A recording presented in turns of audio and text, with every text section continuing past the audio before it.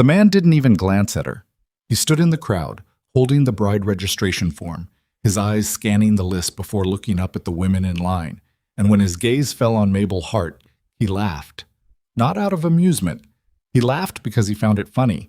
He turned to the person next to him, leaned in and whispered, and that person laughed too.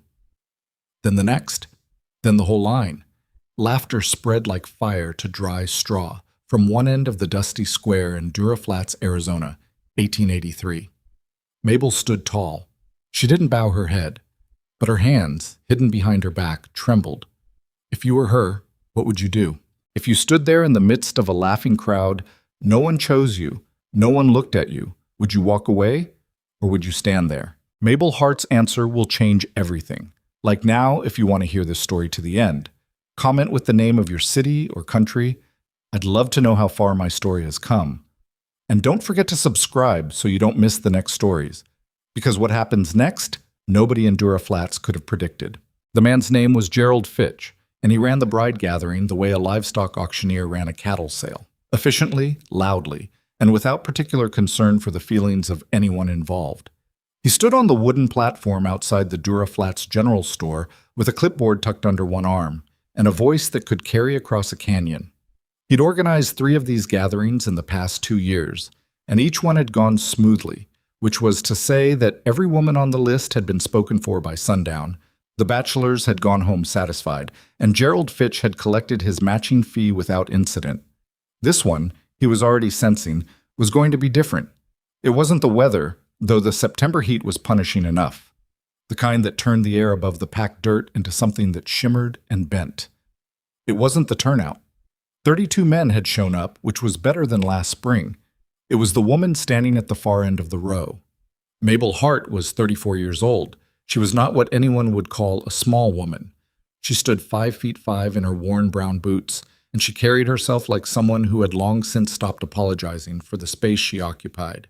But there was something careful in that uprightness, something that had been practiced rather than inherited. Her dress was clean. Her dark hair was pinned back without fuss. She had a face that wasn't pretty in the way men here meant when they used that word, but there was something in it, a steadiness around the eyes, a set to the jaw, that a different kind of man in a different kind of mood might have called striking. Gerald Fitch had not noticed any of that. What Gerald Fitch had noticed was that she was the last woman added to his list. She'd come from 2 territories over, and she'd listed her previous marriage as dissolved, a word she'd chosen carefully, he suspected, because the truth of it was worse than the word made it sound. He hadn't asked questions. His fee was the same either way. The gathering started at 9 in the morning as advertised. The men who'd ridden in the night before were already assembled in rough clusters, some with hats in their hands, some with their hats still on, most of them eyeing the row of women with the particular expression of men trying to look like they weren't doing exactly what they were doing. There were 11 women in total. Most of them were younger than Mabel. 2 of them were genuinely beautiful in the conventional sense, one with red hair that caught the morning light, one with pale eyes the color of shallow water. And those 2 had already attracted a visible orbit of interest before Gerald Fitch had even cleared his throat. He called the first name. The red-haired woman, Clara Moss, 22, from Tucson, stepped forward, and 3 men immediately moved in her direction. Gerald Fitch worked through the logistics with practiced efficiency. The chosen man signed the agreement, and Clara Moss accepted with a small, relieved smile that was the most honest thing Mabel had seen all morning. One by one, the women were called and chosen. Mabel watched. She kept her hands still. She had learned, in the past 2 years, how to make her face do almost nothing, how to keep whatever was happening behind her eyes from showing up in her expression. It was a skill she'd developed the way you develop any skill under pressure, imperfectly, through repeated failure, until the failures stopped being visible to everyone except herself. She had known coming here that this was a possibility. She hadn't let herself think about it directly, the way you don't look straight at the sun. But she'd known. A woman her age, her size, her history. She wasn't naive. What she hadn't known was how it would feel to watch it happen in sequence. Woman after woman called forward and spoken for, the crowd's attention moving like water flowing downhill, always toward the younger, the prettier, the less complicated. She hadn't known that the men's faces would be so unguarded about it. They didn't bother hiding their lack of interest in her. There was no cruelty in it, not at first, just indifference, which was its own particular thing.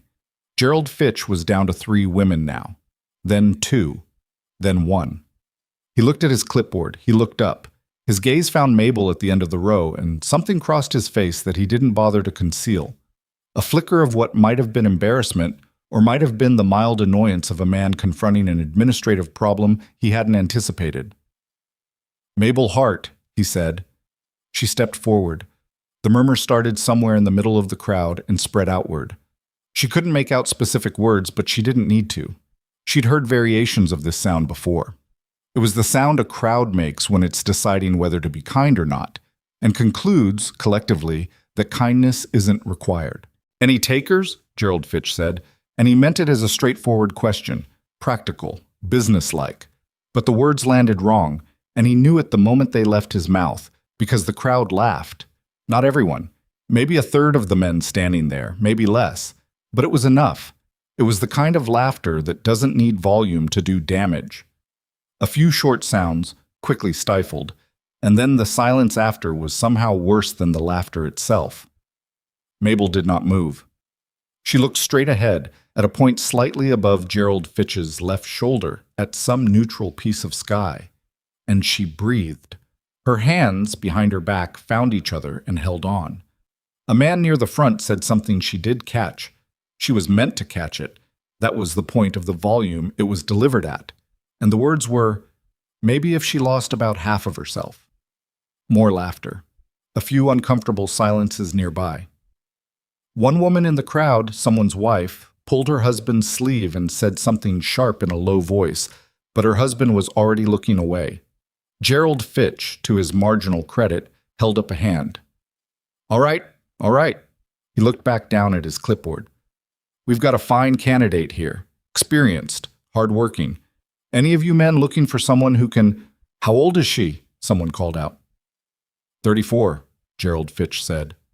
Any children? There was a pause. It was the pause that did it. That single half-second in which Gerald Fitch checked his notes and confirmed what Mabel already knew was on that paper. And then he said, previous marriage. No children produced. The crowd went quiet in a different way. Not interested quiet. Finished quiet. The kind of quiet that closes a door. Mabel heard it for what it was. She recognized it. She had heard versions of this quiet in a judge's office in Flagstaff 2 years ago when her husband, her former husband, had stood before a man in a dark coat and explained, in the careful language of a man who had prepared his words, that she had failed to provide him the family he had a right to expect, that she had been given sufficient time to do so, that the marriage had not produced what he required from it. He had not looked at her once during that proceeding, not one once. She had stood there the same way she was standing here, straight, hands together, eyes fixed on a point that had nothing to do with the person talking about her, like she wasn't in the room. The silence in the Dura-Flat square stretched another beat, and then another, and Gerald Fitch was opening his mouth to say something conciliatory and useless when the crowd shifted. It shifted the way crowds shift when something unexpected moves through them. Not a sound, not a word, just a physical change in the arrangement of bodies as people stepped aside without quite deciding to. Mabel didn't understand what was happening until the man appeared at the edge of her peripheral vision, walking without hurry toward the platform. She didn't know him. She'd find out his name in a few minutes, and she'd spend considerably longer than that finding out what it meant. But in that first moment, she simply registered his presence the way you register weather changing, a shift in pressure, something that hadn't been there and now was. He was not a young man. Somewhere past 40, probably not yet 50, with the kind of face that had been weathered into angles rather than softened by years. He wore no jacket in the heat. His boots were working boots, not dress. He walked like someone who was accustomed to covering ground and had no particular opinion about it. He stopped in front of Gerald Fitch. "This the one you've got left?" he said. His voice was even, not loud, not performing anything. Gerald Fitch blinked. "Silas, didn't expect to see you here." "I can see that." The man, Silas, looked at Mabel directly. Not the way the other men had been looking, assessing and cataloging and finding insufficient. He looked at her the way you look at something you are actually trying to see. "What's your name?" "Mabel Hart," she said. Her voice came out steadier than she expected. "Where are you from?"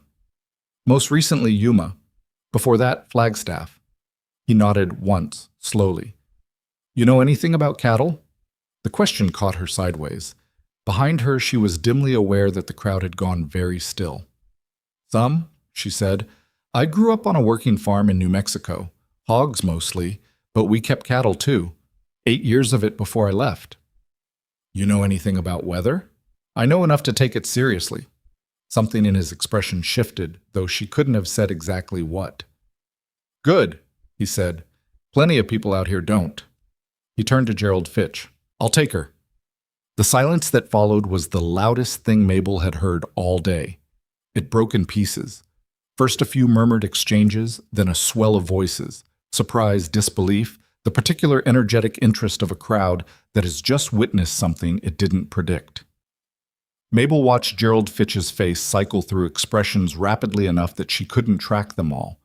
She watched several of the men in the crowd exchange glances. She watched a woman near the back stand on her toes to see better. She watched Silas Boone do none of that. He stood where he'd stopped, not looking at the crowd, not performing anything for their benefit, waiting in the unhurried way of a man who had made a decision and saw no reason to revisit it. Gerald Fitch recovered himself. "Well, right. There's paperwork." "There's always paperwork," Silas said. Mabel looked at the man who had just chosen her in front of 30-odd witnesses, and she tried to understand what she was feeling. It wasn't gratitude exactly. Or rather, it wasn't only gratitude, and the parts of it that weren't gratitude she didn't have words for yet.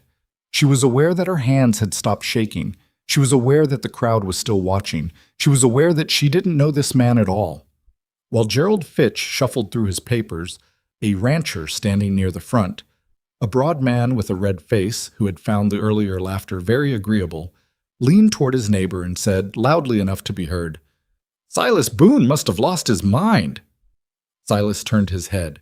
His gaze found the red-faced man with no particular hurry, and he looked at him long enough that the man's expression changed, and then Silas turned back to the papers Gerald Fitch was holding out. He didn't say anything. He didn't need to. Mabel noted that. She filed it away. The paperwork took several minutes. During those minutes, the crowd began to disperse, some grudgingly, some still talking, a few looking back over their shoulders at the unlikely pair standing by the platform. The red-haired woman, Clara Moss, was walking away with the man who had chosen her, and she glanced at Mabel once with an expression that was complicated enough that Mabel couldn't read it in the moment. When the last signature was done, Silas Boone folded his copy of the paper and put it in his shirt pocket. He looked at Mabel. "I've got a wagon," he said. "The ranch is about 2 hours north. You have bags?" "One," she said. "All right." He started walking. She fell into step beside him, slightly behind. They moved through what was left of the dispersing crowd, and she felt eyes on her back. Not all of them unkind, but none of them simple. She had spent 2 years being the woman a man had publicly discarded, and now she was the woman an unlikely man had publicly chosen, and neither version of herself felt like the whole truth of who she was. She kept walking. They reached a wagon hitched to 2 horses, solid working animals, not showy, well kept, and Silas went to the back and made room among the supplies he'd brought in. He didn't offer to help her with her bag. She didn't wait for him to. She put it in herself and climbed up to the seat without assistance. He noticed that. She could tell he noticed without him saying anything. He climbed up the other side and gathered the reins, and for a moment they sat there in the settling heat of the morning, the square behind them still buzzing with conversation, the horses patient and still. "Why?" Mabel said. She hadn't planned to ask it. It came out before she could redirect it. Silas Boone didn't look at her. He looked at the road ahead. "Why what?" "You know why what." He was quiet for a moment. A cart moved past on the cross street. Somewhere behind them, someone called a name. "You were standing up straight," he said finally. She waited for more. He didn't offer more. The horses shifted. "That's it?" she said. "That's enough," he said, and clicked the reins, and the wagon began to move. She rode beside him in the morning heat, and she did not know, could not know, what was coming. The months ahead, the work, the neighbors' cold eyes, the nights when the silence of the house felt like a living thing, the disasters she didn't yet have names for.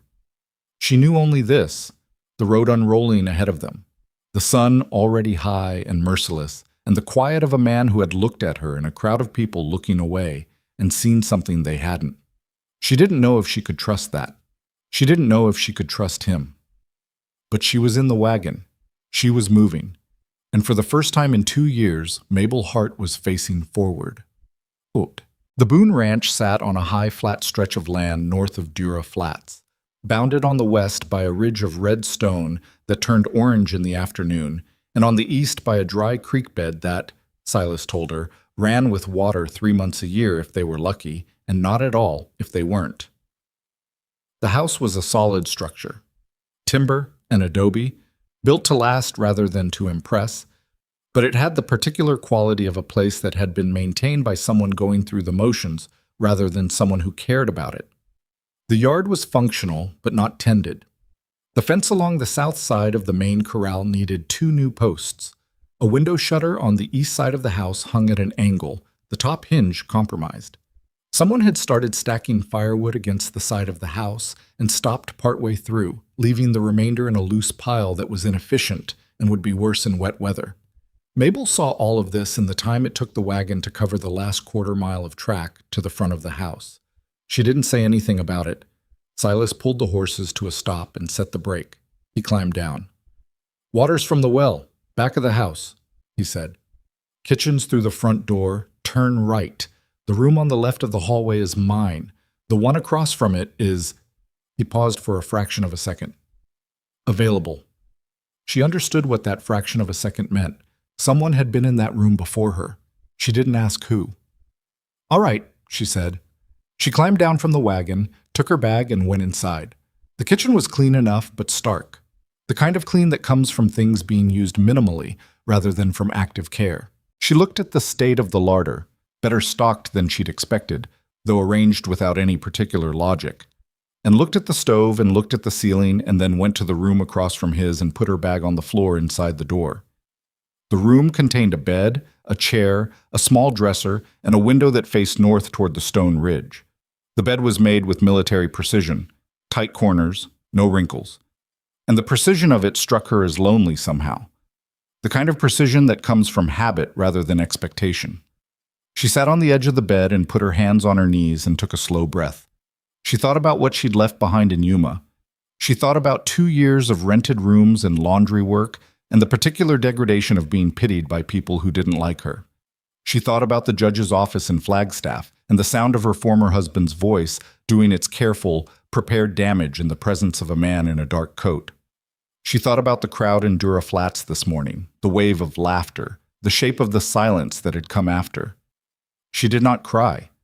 She had cried enough over the past 2 years to have become skeptical of it as a useful activity.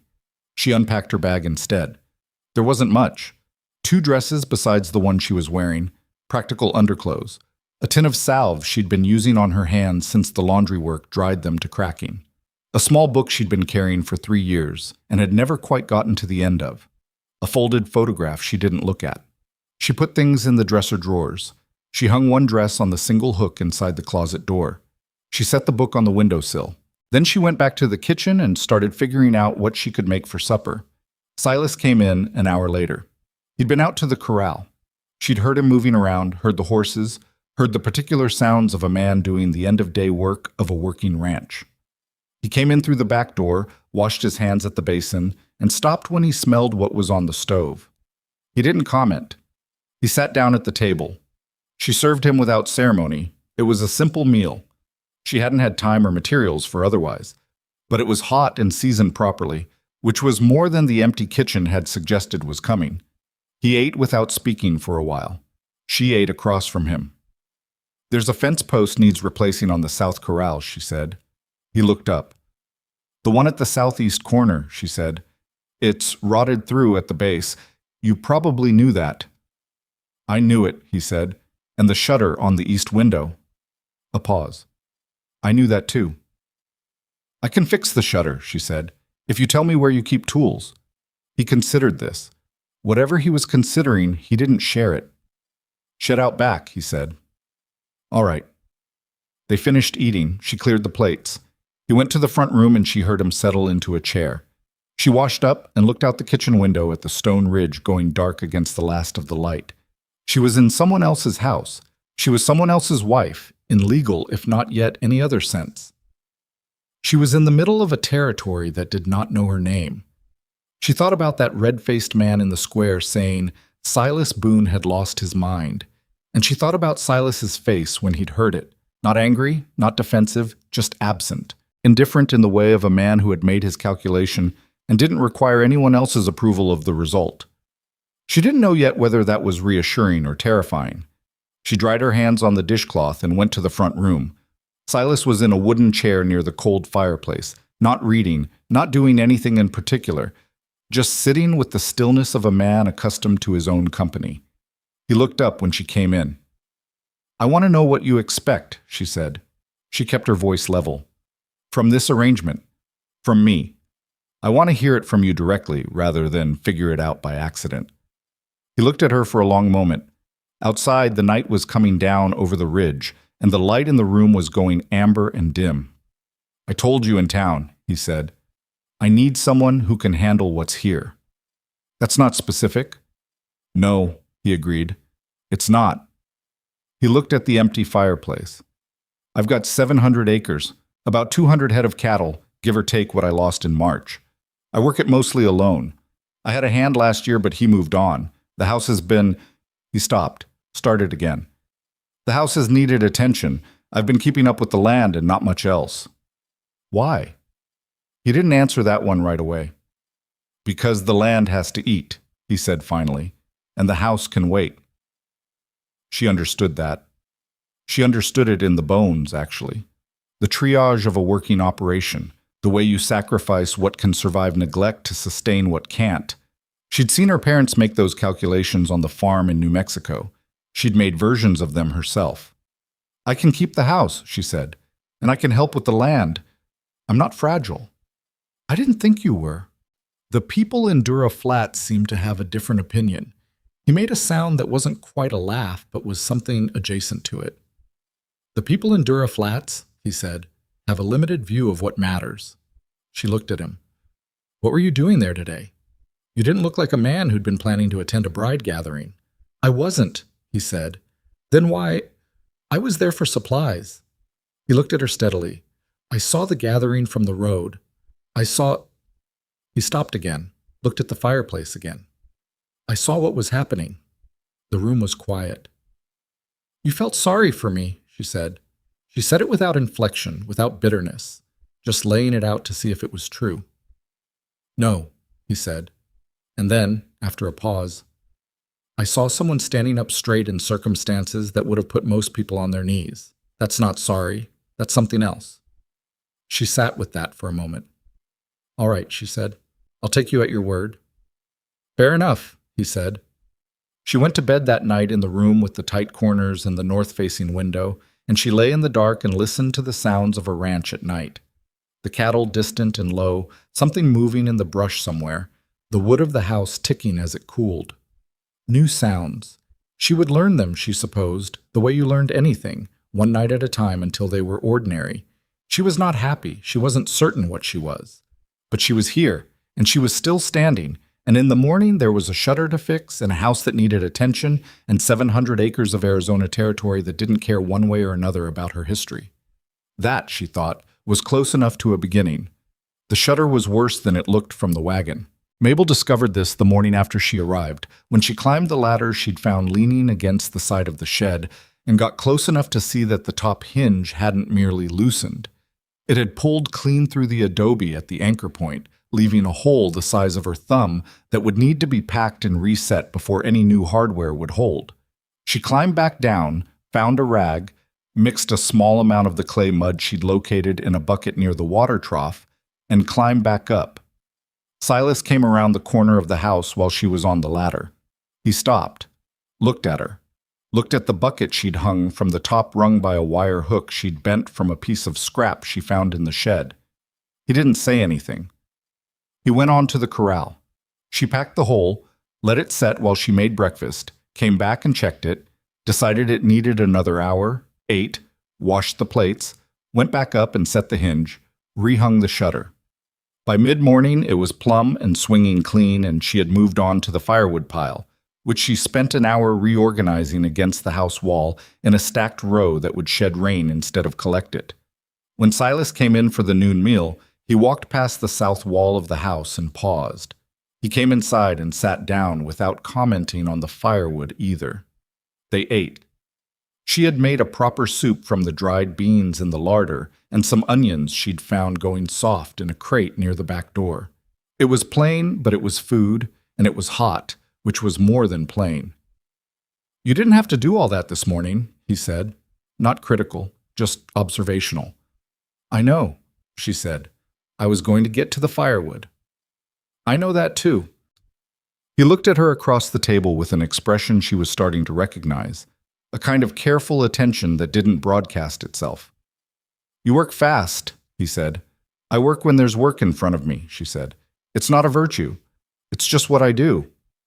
He nodded, slowly, like he was filing something away. "There's a section of fence line on the north pasture," he said, 3 posts down from when the soil shifted last spring. "I've been using it to keep the cattle off the north water for now, but it needs repair before the dry season ends or I'll lose access to that whole section." "What do you need?" "Posts. I've got them cut and waiting in the shed. It's the setting that takes time. 2 men, really, 1 to hold and 1 to tamp." She looked at him. "Or 1 strong enough to do both," she said. He looked at her for a moment. Then he said, "Be ready at first light." She was. The fence work took the better part of 2 days. The ground was hard packed in places and loose volcanic ash in others, which made it unpredictable. And the first post she tried to set alone shifted while she was tamping and had to come out and go back in twice before it was right. She didn't complain about this. She pulled the post, resettled it, tamped it again, moved on. Silas worked the next section over. They did not talk much. The silence between them was not uncomfortable. It was the silence of people who had a task and were attending to it.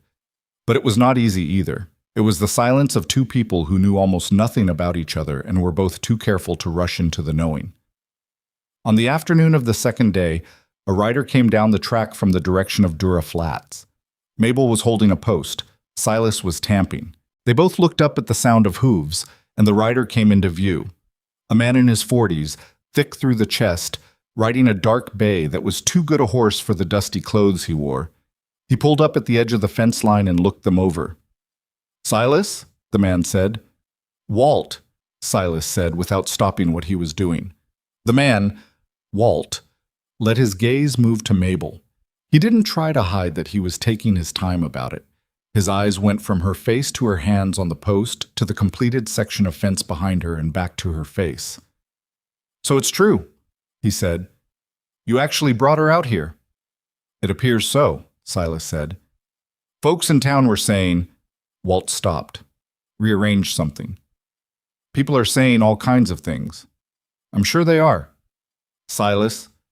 Walt's voice dropped half a register, the way a man's voice drops when he wants to have a private conversation in an inconvenient location. "Come on, you know what I mean. You could have—" "I could have what?" Silas said. He still hadn't stopped working. Walt's jaw moved. He looked at Mabel again. Not cruelly, exactly, but without any real effort to be kind either. The kind of look that categorizes rather than sees.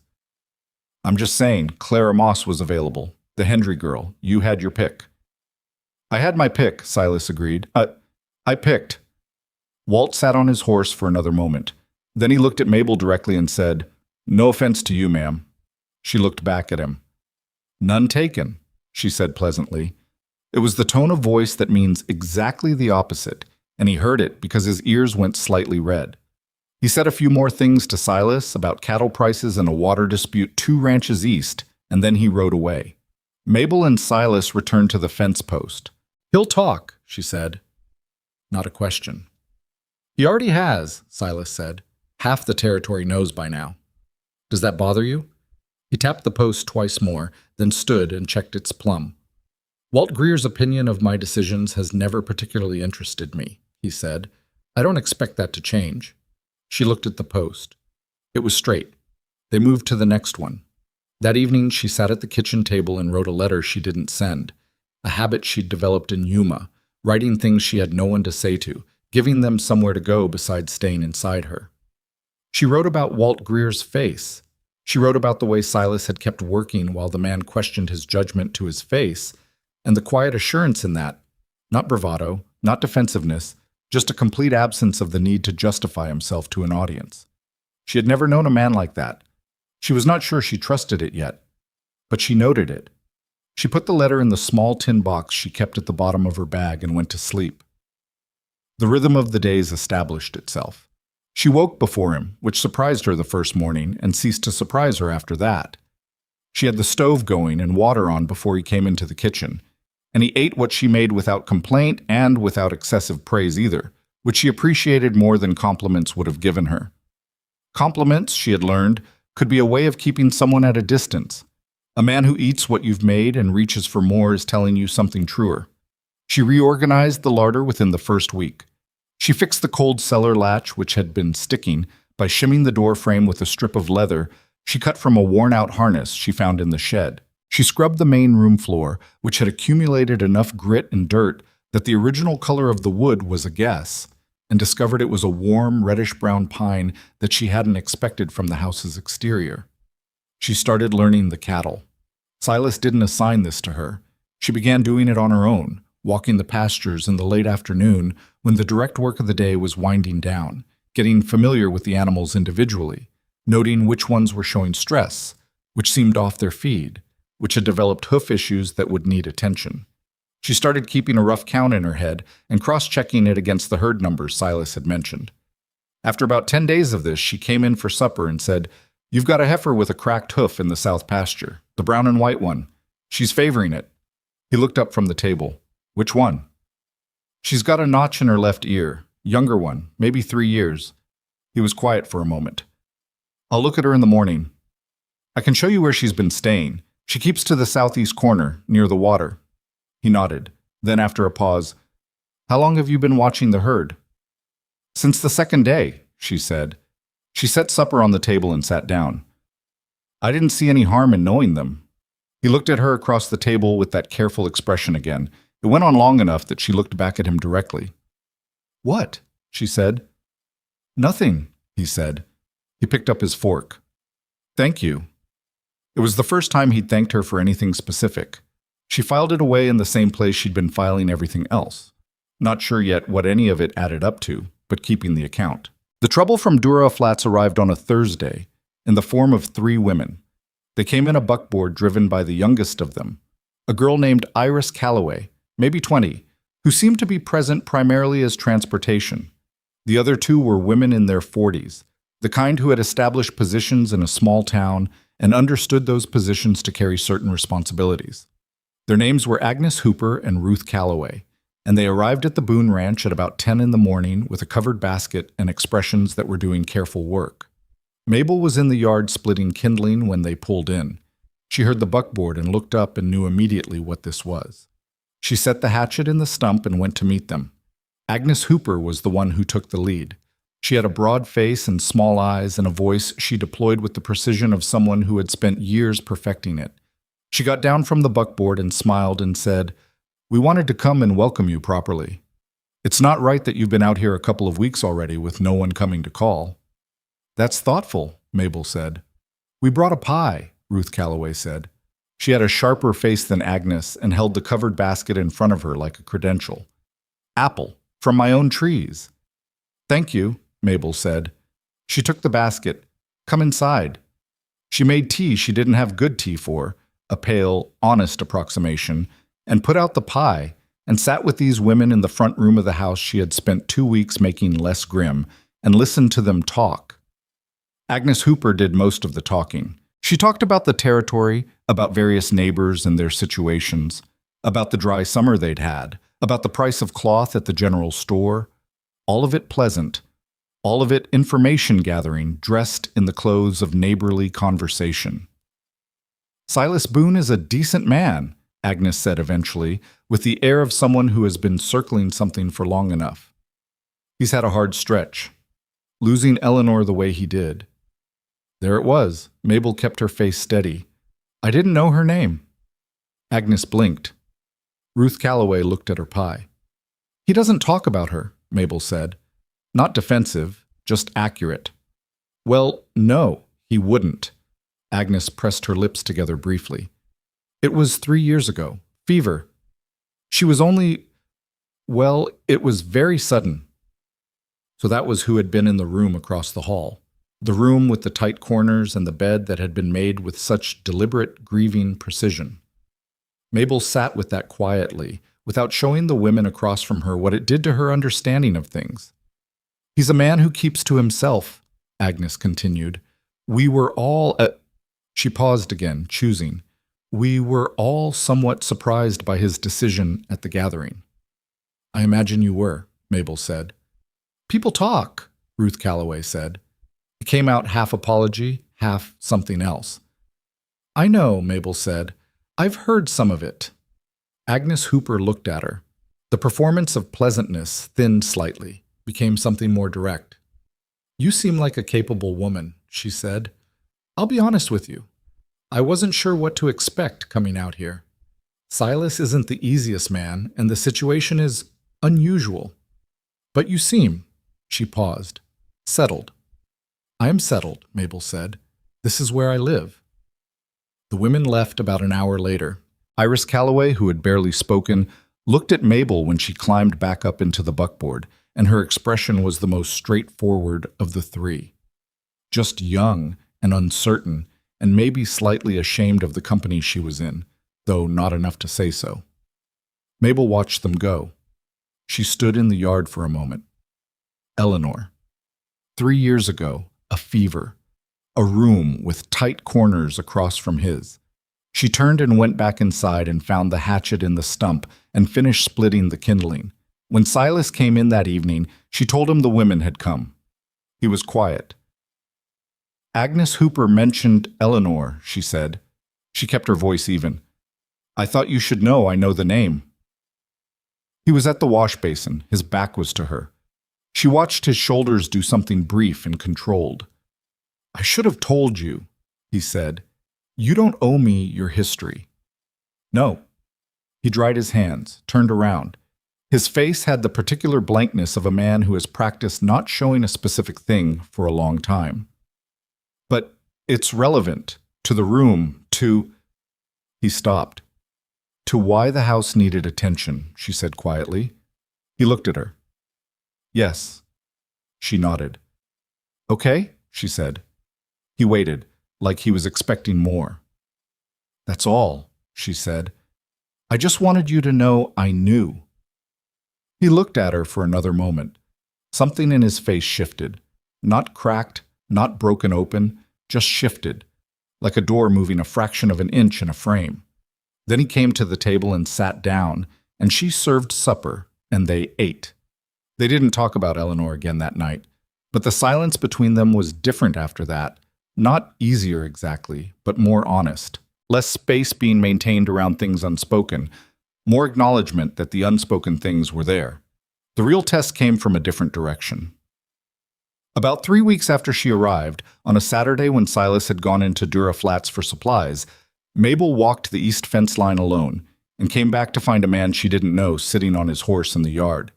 He was maybe 60, lean and wind-dried, wearing a hat that had seen considerable territory. He watched her come across the yard with the kind of patience that had an edge to it. Help you? She said.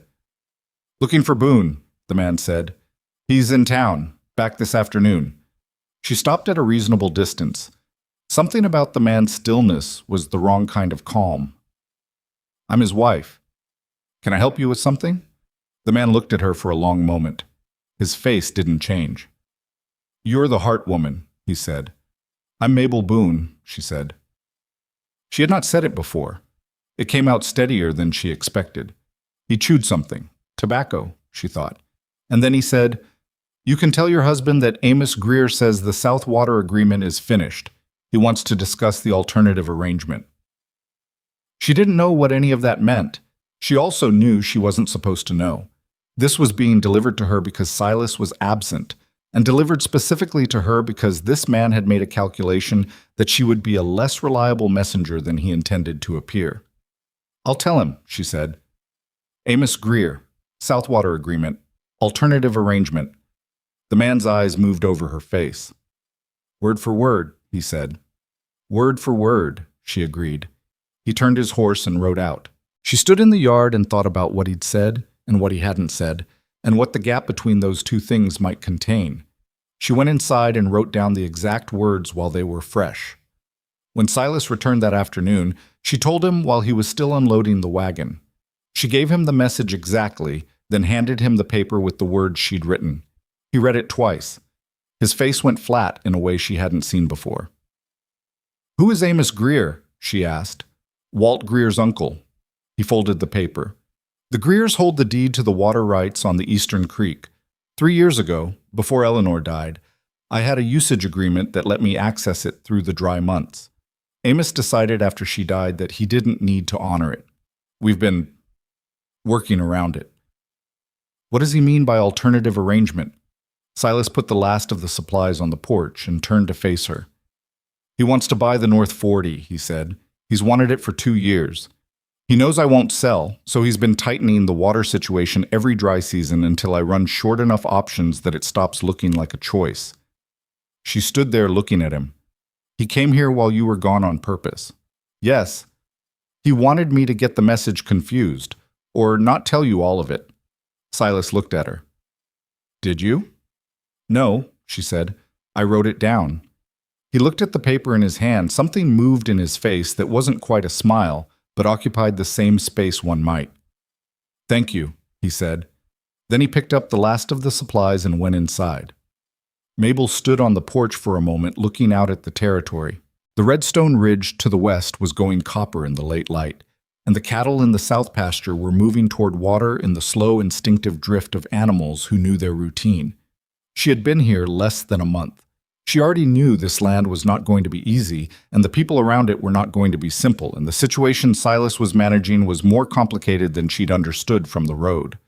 She went inside and started supper. What changed in the following weeks was not dramatic. It was not the kind of thing that would make for a clear story with a definite before and after. It was gradual, the way most real changes are, so incremental that you couldn't point to the moment it happened, only to where you were on one side of it and where you were on the other. She learned his routines, and he learned hers.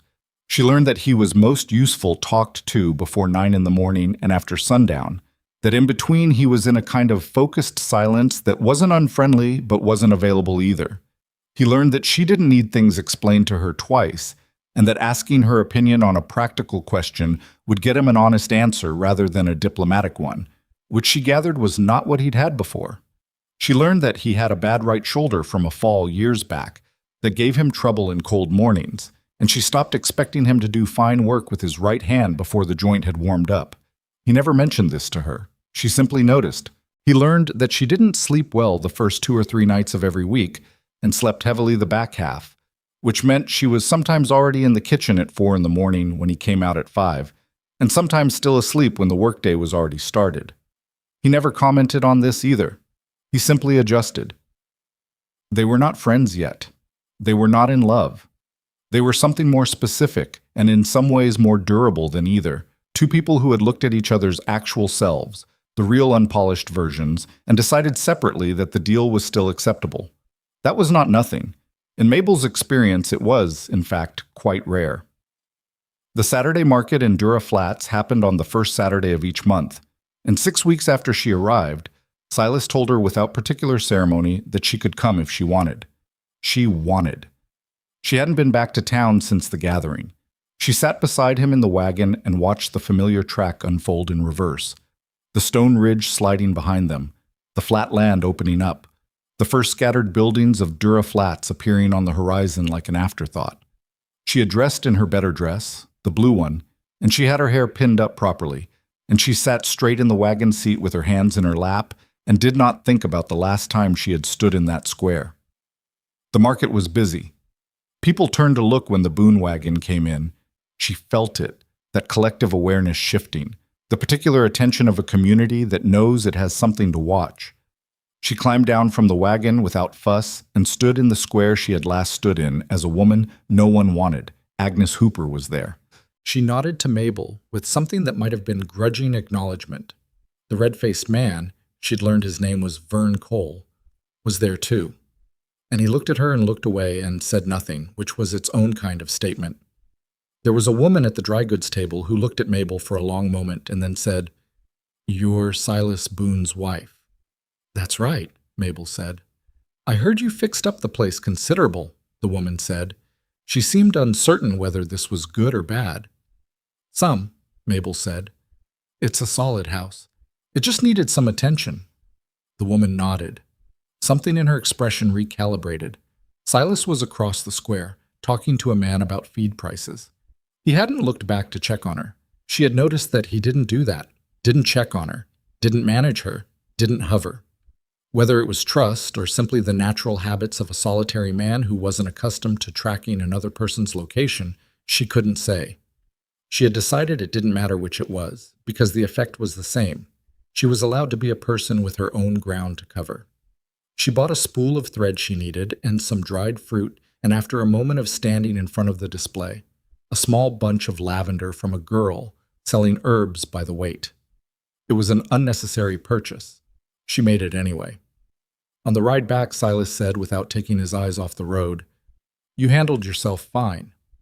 "I didn't do anything," she said. "You went in there and were exactly who you are," he said. "That's not nothing after last time." She looked at his profile. The angled face, the weathered jaw, the way he held the reins with his left hand slightly more than his right, on account of the shoulder she was never supposed to know about. "It was harder than it looked," she said. "I know," he said. They rode the rest of the way back in silence, but it was a different silence than the one they'd left in 6 weeks before. Something in it had shifted towards something she didn't have a word for yet, something that was perhaps the beginning of being on the same side. The lavender went on the kitchen windowsill in a tin cup with a little water, and it made the whole room smell different, less like wood and dust and the residue of grief, more like something that belonged to someone living in it now. Silas looked at it once when he came in for supper. He didn't say anything, but he looked at it longer than a man who didn't notice it would have. She cooked. He ate. The ranch settled into its evening sounds around them: cattle, wind, the house ticking in the cooling air. In the morning, there was a full day of work ahead, and more after that, and the Greer water situation was not resolved, and the North 40 was still under pressure, and the territory around them was not going to become a kind place simply because they needed it to. But the house was in order, the fence line held, the herd was accounted for, and two people who had both been told, in various ways, that they were not what anyone required had found themselves, against all reasonable expectation, necessary to each other. That was not a small thing. Out here, it was close to everything. The first sign was the smell. Mabel had been awake since before dawn, the way she was most mornings in the back half of the week, and she was standing at the kitchen window with a cup of coffee that had gone lukewarm when she caught it.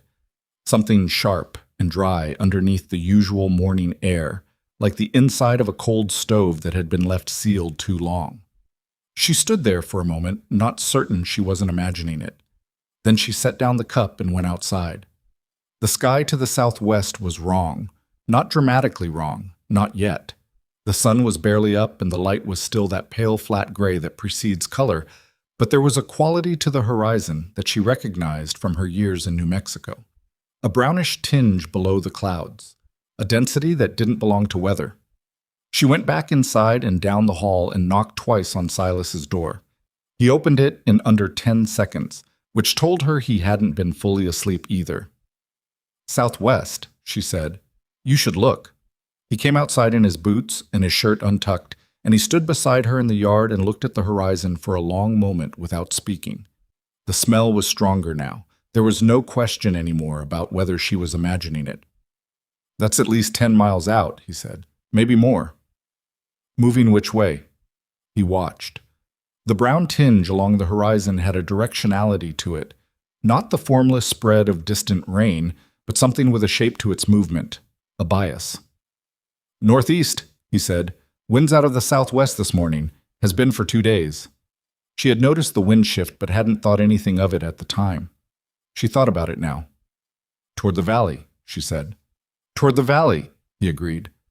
He went back inside and came out with his jacket and his hat. I'm going to ride up the ridge, he said. I can see further from the top. You stay here. She didn't argue with that. She went inside and started banking the cook fire down low, because if the wind carried embers this far, they didn't need anything inside to catch.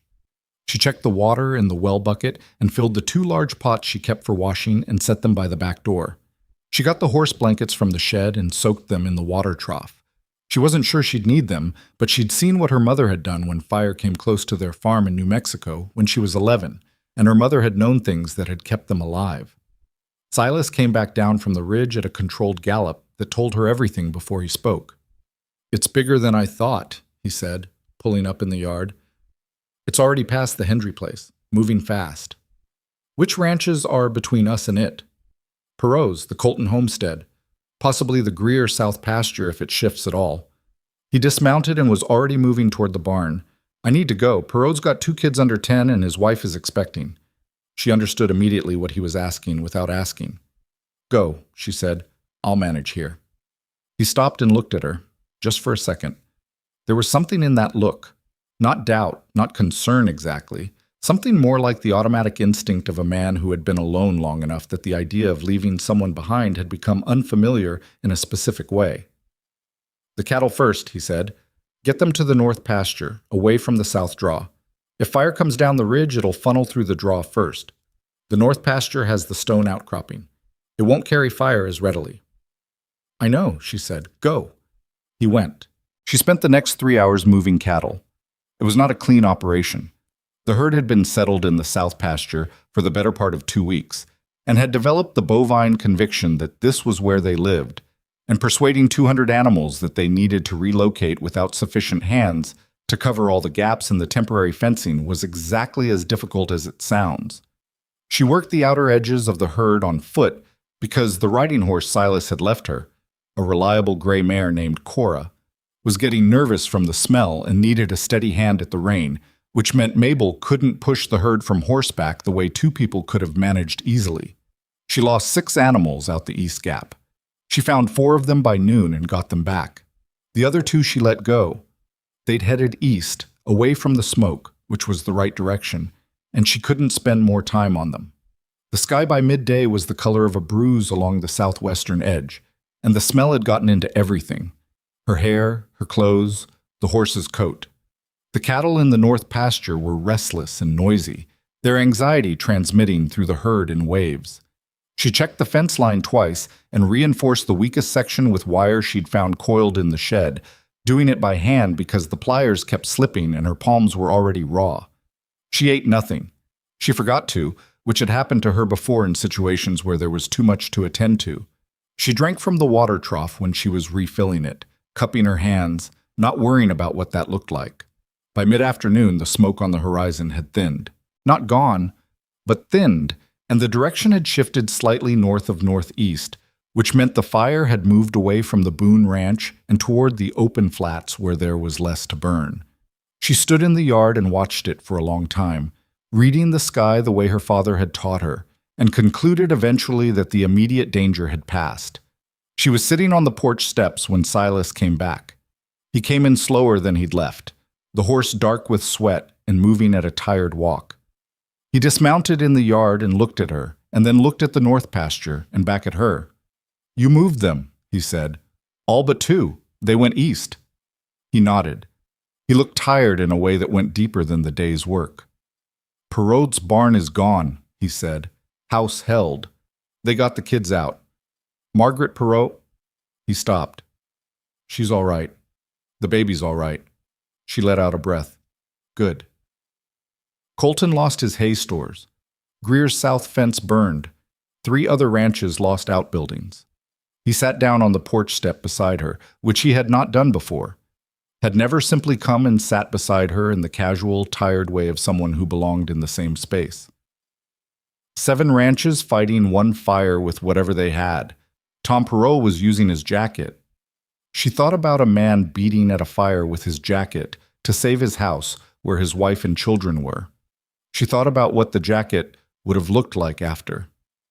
Is he all right? He'll have blisters for a week. Silas looked at his own hands.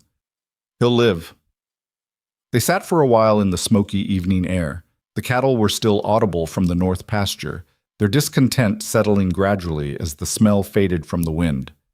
I should have left you better instruction, Silas said. On the herd. I managed. You lost 2. I lost 2, she agreed. They went east, away from the fire. They might come back on their own. He was quiet for a moment. They might, he said. It was not optimistic and it was not pessimistic. It was simply accurate, which was the way he said most things, and she had come to find it more reassuring than a man who made everything sound manageable. She got up and made supper.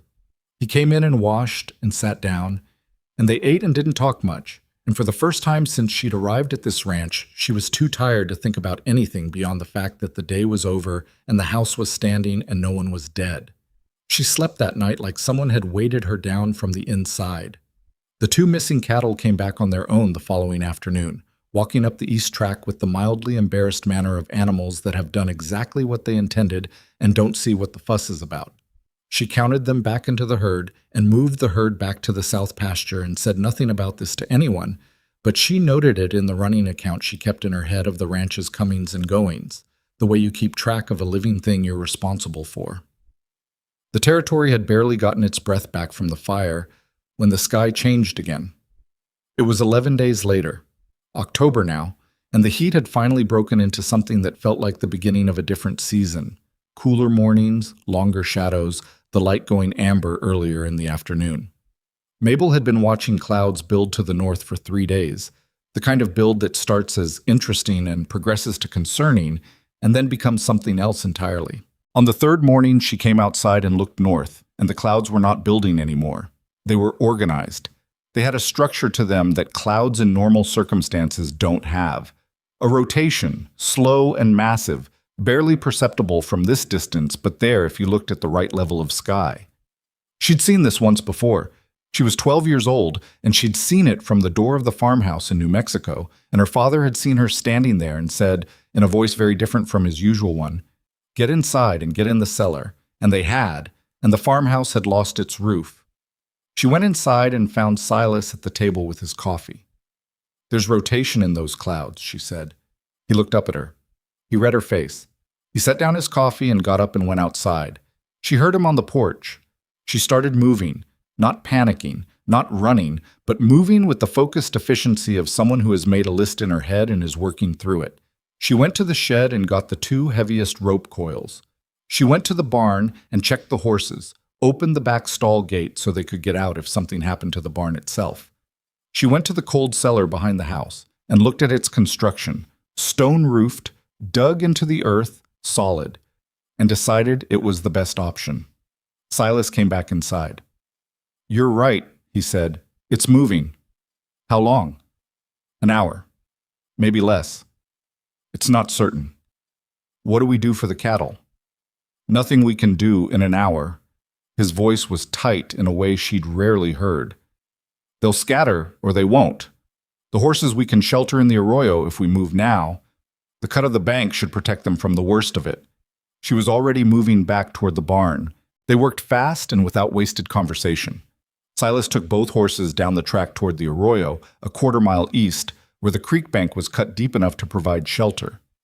Mabel went through the house, closing shutters, pulling in anything from the porch that could become a projectile, moving the 2 large water pots into the front room away from windows. She went to her room and took the tin box with her letters from under her mattress and brought it to the main room. She didn't examine this decision, she just made it. She went to Silas's room. She hadn't been in there, not once in the weeks she'd lived here, though she had no formal reason not to enter it. She had simply understood it as a space she did not intrude on. She went in now because she was clearing the house of loose objects and she needed to close his window, and she did that quickly. But she paused for a moment, just a moment, and looked at the room. It was very plain. The bed was made with the same tight corners as the one in her room had been when she arrived. There was a small photograph on the dresser that she didn't look at closely enough to make out. There was a woman's brush on the window ledge, The kind of thing you leave because you can't quite put it away. She closed the window and left. Silas was back from the arroyo when she came outside. "Cellar," he said. They were in the cellar for 40 minutes. They sat on the stone steps in the dark with the door pulled shut above them and listened to the world come apart overhead. The sound was not like a roar. That was the thing that struck her. The description she'd heard as a child had said roaring, had said like a train, but what it actually sounded like was more diffuse than that, more enormous, like the air itself was being worked. Something heavy hit the cellar door once, hard enough to shake it in the frame, and she braced her back against the wall and put her foot against the door and held. Silas was beside her, shoulder to shoulder in the narrow space, doing the same. She could feel him breathing. She was aware of the warmth of his arm against hers. Neither of them spoke. There was nothing to say that the situation didn't already contain. Then it was over. Not gradually. One moment the sound was enormous, and the next moment it was receding, moving east and northeast with the speed of something that had somewhere else to be. They waited another few minutes. Then Silas pushed the door open. The sky was a strange color. The particular yellow-gray that follows a storm like this, the light coming from everywhere and nowhere, flat and odd. The porch was intact, but the porch railing on the east side was gone. 2 sections of the south corral fence were down. The woodpile she had so carefully stacked was distributed across the yard in a way that bore no relationship to how it had been arranged. The barn was standing, the house was standing. The roof of the small feed shed was not standing. It was in the south pasture, upside down, 50 yards from where it had been. Silas stood in the yard and looked at what was left of things, and then looked at what was missing, taking the accounting silently, the way he did everything. Mabel was looking north. "Silas," she said. Something in her voice made him look immediately. To the north, a quarter-mile away at most, where the Perrault homestead was visible on a clear day, a column of dust and debris was settling against the sky. The tornado had gone through there. Not around, through. "The Perraults," she said. He was already moving toward the arroyo for the horses. They rode hard, Mabel on the gray mare Cora and Silas on his own horse, pushing them through the strange post-storm light across the flat ground between their ranch and the Perrault property. She had ridden fast before, but rarely with this particular quality of urgency, the kind where you are aware that you are riding toward something and not certain of what you'll find. What they found was not the barn. The barn was gone, utterly, as if it had never been built, just a concrete foundation and a few splintered boards scattered in a radius around it. The house was standing, but the east wall was partially collapsed, the upper portion of it folded inward like cardboard, a tangle of timber and adobe that had come down onto whatever had been on the other side. Tom Perrault was in the yard. He was on his knees in the dirt, and he was not making any sound, which was worse than if he'd been making sound. His 2 boys, 8 and 6, were standing beside the collapsed wall, the older one holding the younger one's hand with the automatic protective instinct of a child who is too frightened to know what else to do. Silas was off his horse and to Tom's side in seconds. "Where's Margaret?" Tom looked up. His face was blank in the way that comes just after something too large to process. "Inside," he said. She was inside when Mabel was already at the wall. She went to it without planning to, without deciding. She simply moved the way you move toward a fire when you're holding water, because that is the situation and you are in it and there is no one else. She looked at the collapsed section and read it the way she had learned to read things that required understanding before action, where the load was, where the void spaces were, which pieces were bearing and which were simply resting. There was a gap, a section where the outer wall had come down, but the internal timbers had crossed and created a hollow beneath them. Small, but there. "Tom," she said, "is she in the bedroom?" He blinked. Something came back into his eyes. "Yes, the east bedroom." That was this side of the house. She looked at the gap again. "I need rope," she said to Silas. He pulled the coil from his saddle and brought it to her without asking why. She tied one end around the largest fallen timber that was resting across the gap, the one that was resting on 2 others, effectively pinning everything below it, and handed Silas the other end. "When I say pull, You pull, and don't stop, she said. It'll shift 3 or 4 feet, and then it'll catch. That's all I need. He looked at the timber. He looked at her. If it shifts wrong, I know, she said. I'm going to be to the left of the gap, not under it. Pull on my mark. She positioned herself. She looked through the gap. In the darkness below and beyond the tangle of timber, she could see pale fabric. A dress or a nightgown, it was hard to tell. And the fabric was moving, very slightly, which meant the person wearing it was breathing. Margaret, she called, can you hear me? A sound. Not words, but a sound. I'm going to get you out, Mabel said. Don't try to move. Don't push against anything. You understand? Another sound, closer to yes than to no. Mabel looked at Silas. Now, she said. He pulled. The rope went taut and the timber groaned and shifted. Not the clean pivot she'd calculated exactly, but close enough, 2 feet of movement that opened the gap from too small to passable. The whole stack shuddered. A piece of adobe the size of a man's head fell from the top of the pile and hit the ground 2 feet from where Mabel was standing. She went into the gap. She went in low, on her hands and knees, into the dust and the dark, the overhead timber close enough to her back that she could feel it. She could see better in here than she'd expected. Light was coming through cracks in the outer wall, thin and yellow, enough to navigate by. She moved forward 3 feet. 5. Margaret Perrault was on the floor of what had been the bedroom. She was conscious. Her eyes were open and tracking, but her left leg was pinned under a fallen section of the interior wall, a thick piece of timber that had come down across her lower leg. The leg was not in a good position.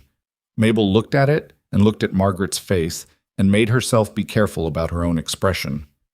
I've got you, she said. I'm here. You're going to be okay. The baby, Margaret said.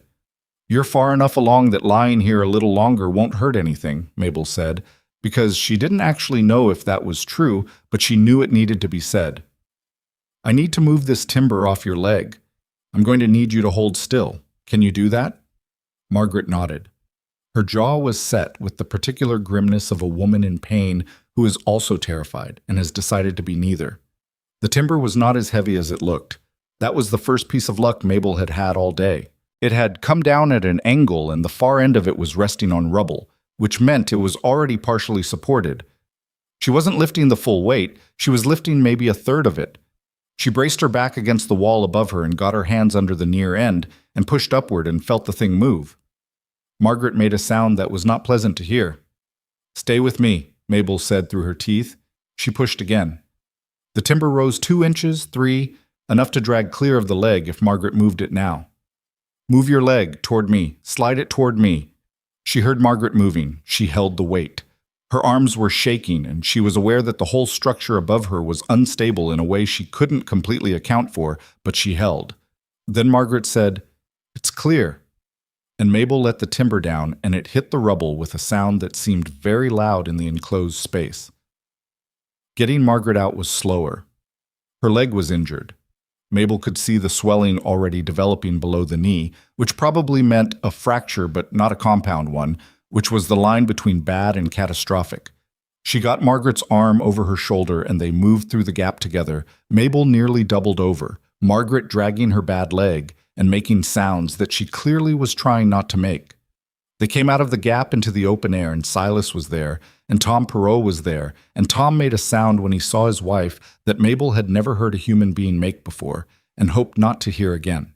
She stepped back and let Tom go to Margaret, and she stood in the ruined yard and looked at her hands. They were bleeding in 2 places she hadn't noticed doing. Her dress was covered in dust and adobe powder. Silas came to stand beside her. She was breathing hard. Not from exertion exactly, or not only from exertion. From the aftermath of the state she'd been in inside that gap, the focused, narrowed alertness that had held everything extraneous out, and which was now releasing. She's alive, Mabel said. Unnecessarily. He could see that. Yes, he said. Her leg is fractured. Probably. She needs a doctor. I'll go, he said. Dura Flats. 2 hours there and back. He paused. Can you stay with them? She looked at Tom Perrault crouched in the dirt with his wife's head in his lap. his boys pressed against his sides. She looked at the two children's faces, the 8-year-old with his jaw set in an unconscious imitation of his father, the 6-year-old not quite understanding what had happened, but understanding that it was very bad. "Go," she said. Silas rode. Mabel stayed. She built a fire in the yard from the splintered wood that was everywhere, and she boiled water from the Perrault's well, and she splinted Margaret's leg with 2 pieces of straight board from the ruined barn, and strips torn from a sheet she found in the house's intact west bedroom. Margaret bore it without flinching, which was more than Mabel could honestly say she would have managed in the same position. While she worked, Margaret said, "Who are you?" It came out slightly disconnected, the pain and the shock making conversation approximate, but it was a genuine question. "Mabel Boone," she said, "from the ranch south of here. I'm Silas's wife." Margaret was quiet for a moment. Then she said, "He picked you." "He did," Mabel said. "Agnes Hooper told me." Another pause, during which Mabel finished the splint and sat back on her heels. "She made it sound—" Margaret stopped. "I know how she made it sound," Mabel said. "Not bitterly, just accurately." Margaret looked at her. Her face was gray with pain, but her eyes were clear and direct. "You went in there," she said. "Into that—" "You have children," Mabel said, "and a husband who loves you, and a baby coming. You had a lot of reasons to get out." Margaret held her gaze for a moment. Then she said quietly, with a weight to it that had nothing to do with Agnes Hooper or Dura Flats, or anything small, "Thank you." Mabel nodded. She looked away, out at the strange flattened light of the post-storm afternoon, at the ruined barn foundation and the boards scattered across the field, at the 2 boys playing in the dirt nearby in the way children play even after disasters because they are resilient in ways that adults have forgotten how to be.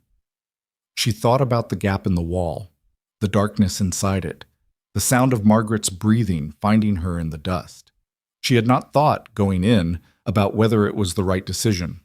She had not thought about the risk, or what it would mean if the structure shifted, or what anyone watching from outside would think. She had thought only, there is a person in there and I can reach her. That was all. It was not heroism. It was just the minimum the situation required, and she happened to be the one present who could provide it. The doctor arrived with Silas as the sun was getting low. He examined Margaret thoroughly, confirmed the fracture, confirmed the baby was in no immediate distress, and said things to Tom Perrault in a low voice that made Tom close his eyes briefly and then open them again and nod. He looked at the splint Mabel had made. "Who did this?" he said. "I did," Mabel said. He looked at her over his glasses. He was a small man, compact and precise, with the manner of someone who had spent 30 years seeing what people were made of under pressure. "This is good work," he said. "This is genuinely good work." She didn't say anything to that.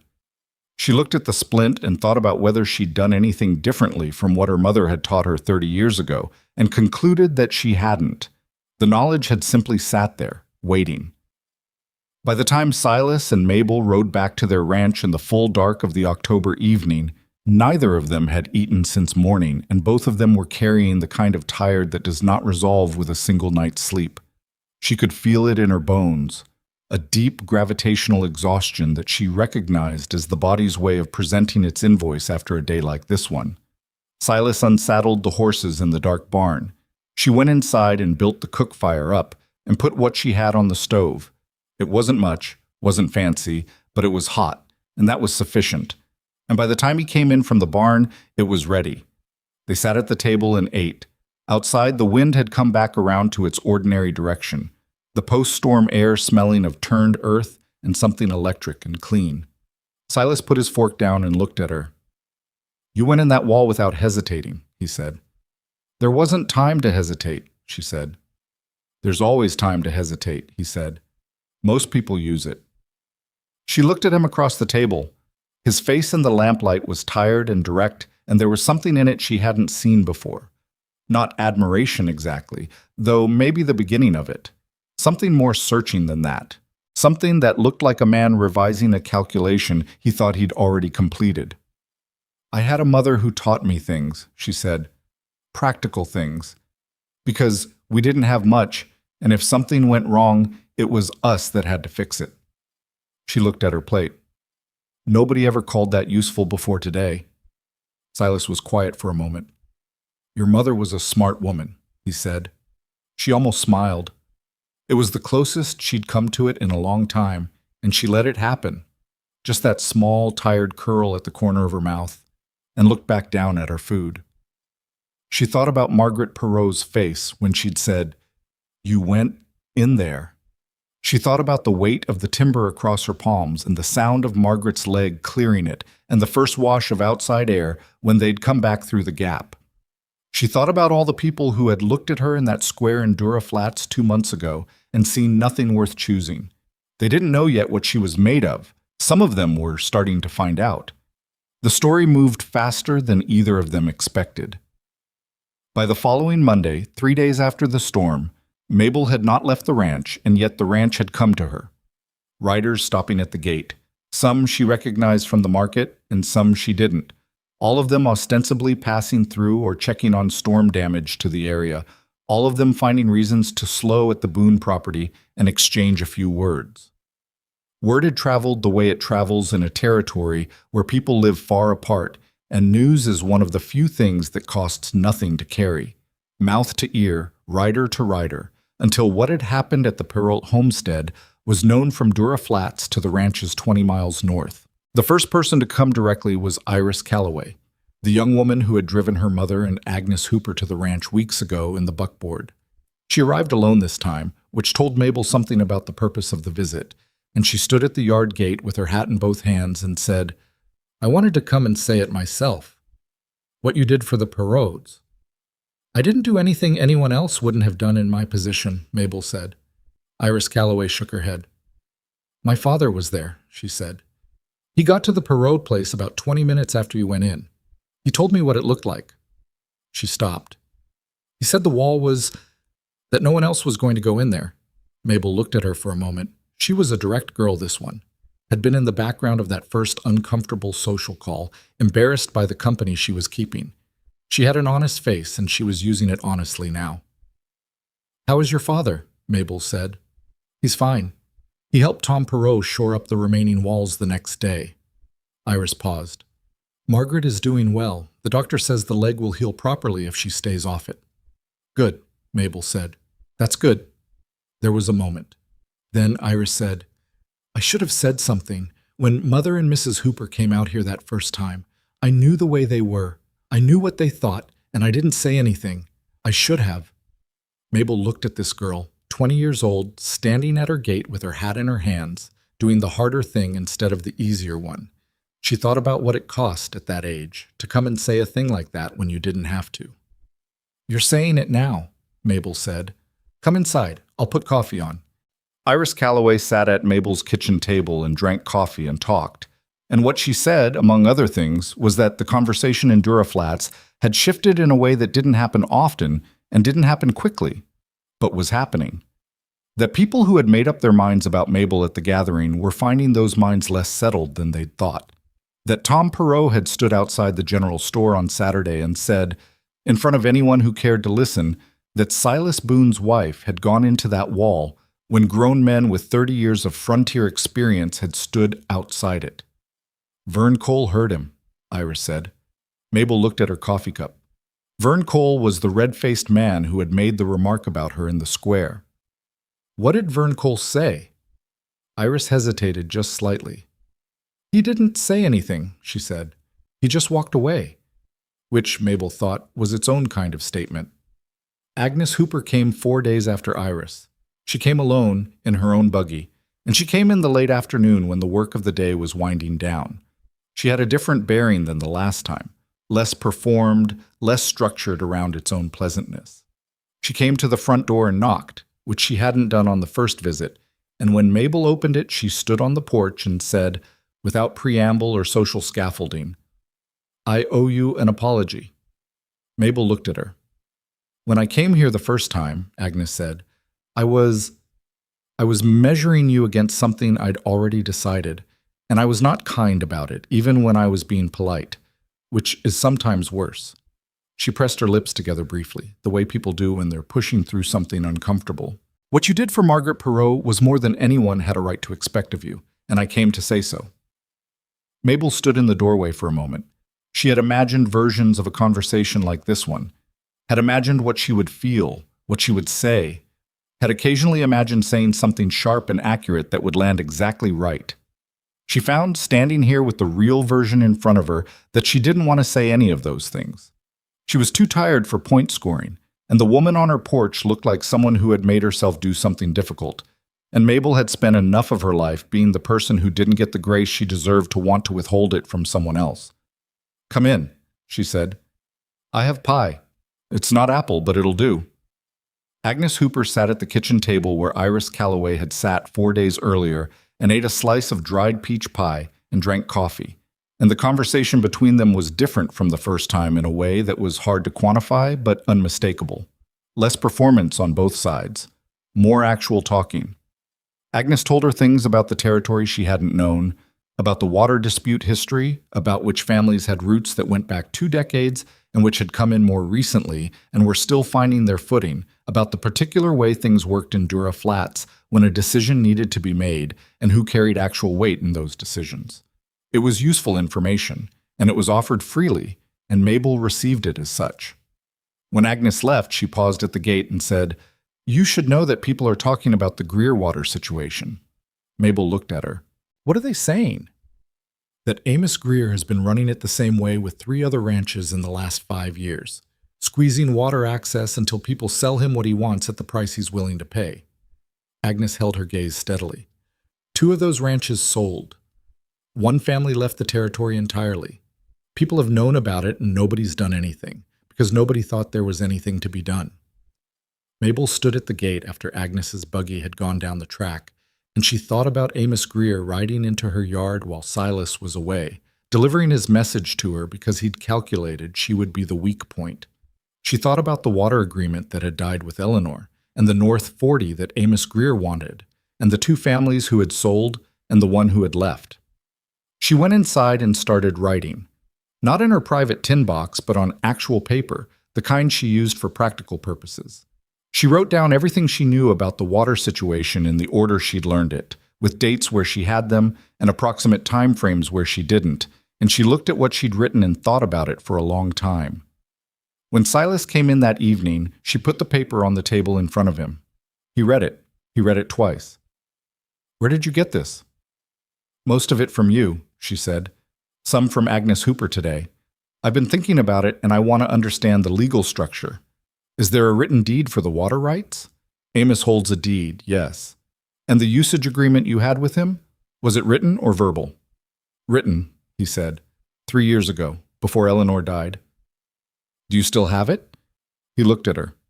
"I don't know," he said slowly. "Eleanor handled the papers. After she died, He stopped.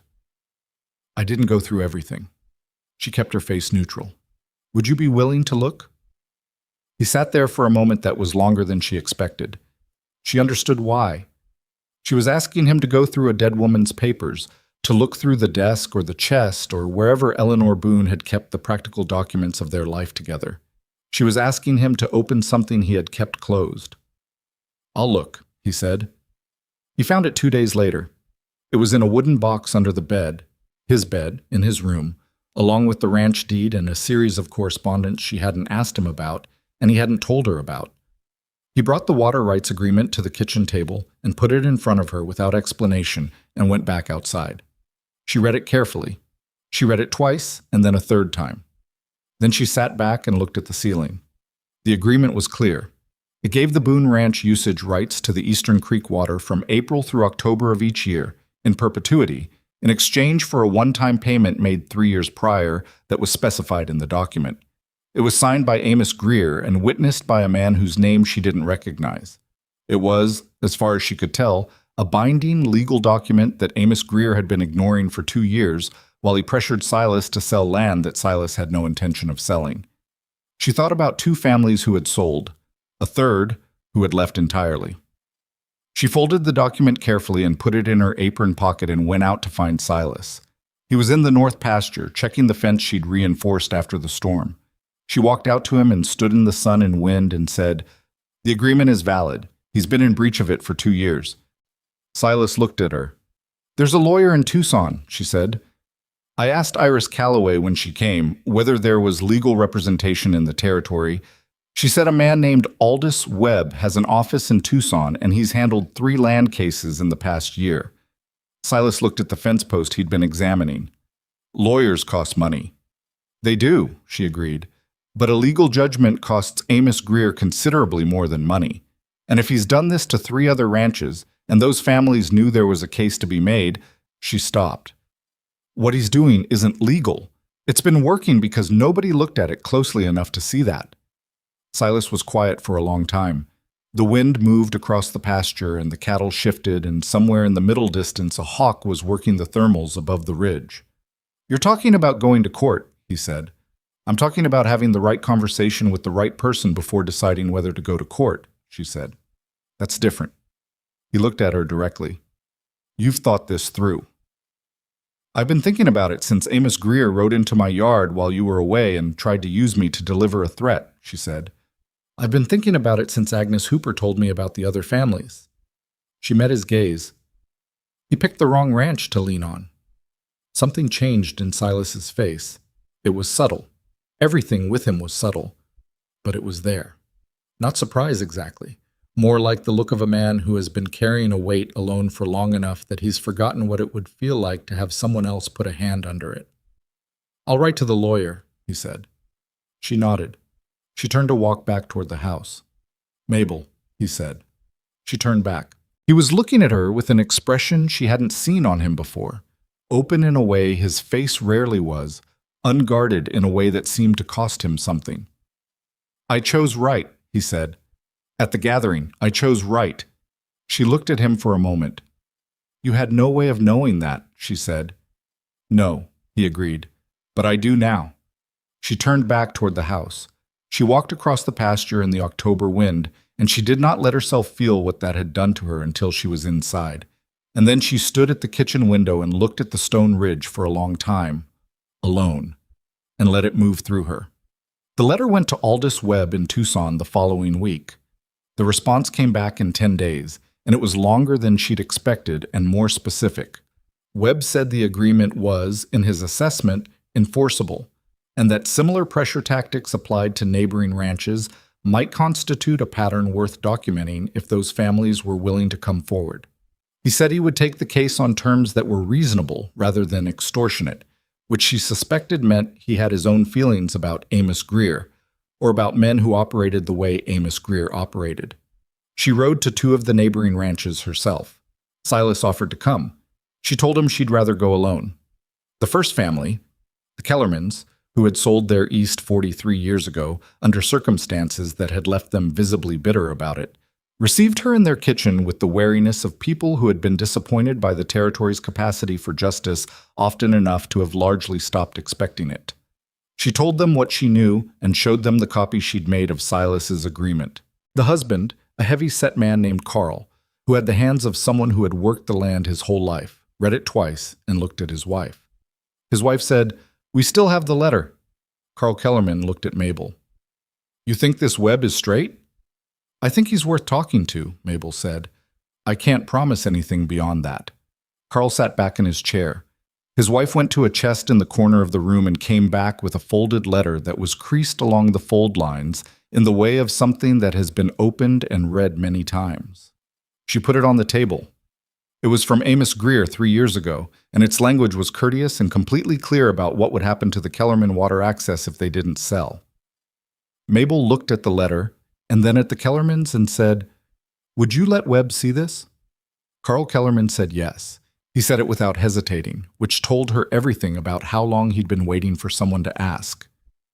The second family had already left the territory, as Agnes had told her, but the third, the Wainwrights, who had come to the territory late and had less leverage than the others, were still here, still on their original property, and still being squeezed. Alice Wainwright, who was approximately Mabel's age and had a face that showed the particular fatigue of managing fear for a sustained period, opened the door and looked at her and said, "You're Silas Boone's wife." "I am," Mabel said. I'd like to talk to you about Amos Greer. Alice Wainwright sat down in her kitchen and cried for about 2 minutes, quietly, without making a performance of it, the way a person cries when they've been holding something for so long that the moment someone acknowledges it costs them whatever was keeping it contained. Then she wiped her face and said, "What do you need from me?" Mabel told her. Alice gave her access to every document she had related to the water dispute, which was more and better organized than Mabel had expected, and she explained that her husband had kept meticulous records because he'd always suspected they'd need them someday and hadn't known what else to do with that suspicion. Riding back to the Boone Ranch that evening, Mabel thought about all those careful records kept in hope that someday someone would ask for them. She thought about the Kellerman's letter, read so many times its folds were soft. She thought about Alice Wainwright's face when she'd understood what was being proposed. People had been waiting, she realized. They just hadn't known what they were waiting for. The case went to Webb. Webb wrote to the Territory Court. Amos Greer received a legal notice in November that made, by all accounts, his face do something remarkable when he read it. Mabel was not present for that, but the story came back to her through Iris Calloway, who had it from her father, who had it from the man at the general store who had been present when Amos Greer opened his mail. The full resolution of the water rights case would take months. These things always did, the machinery of legal process being what it was. But the immediate result was more significant than a courtroom outcome. Word of what Mabel had gathered, of the agreement she'd located and the families she'd connected to Webb, moved through the territory the way the story of the Perrault rescue had moved. And Amos Greer found himself navigating a changed landscape. People who had been individually powerless, individually manageable, were no longer individual. Silas said nothing about this directly. But one evening, coming in from the barn, he stopped in the kitchen doorway and looked at her at the stove and said, "Walt Greer came to see me today." She turned from the stove. "Which Greer is Walt?" "Amos's nephew, the one who came by when we were fixing fence." He came in and hung his hat. "He came to tell me his uncle's reconsidering his position." She turned back to the stove. "Is that right?" "He seemed uncomfortable," Silas said. "I think delivering that message to me was probably the second most uncomfortable thing he did today. The first was probably having it explained to him that his uncle's been operating outside the law for 4 years, and there are now 3 ranches willing to say so in court." She served supper. They sat. "You should know," Silas said, "that when Amos sent that rider to the ranch the first time, the day I was in town, I don't think he expected you to write it down and tell me everything." "No," she agreed. "He didn't. He thought—" Silas stopped, set down his fork, looked at her directly in the way he did when he was going to say something he'd actually thought about rather than something automatic. "He thought I'd chosen badly. Everyone did. I understood that.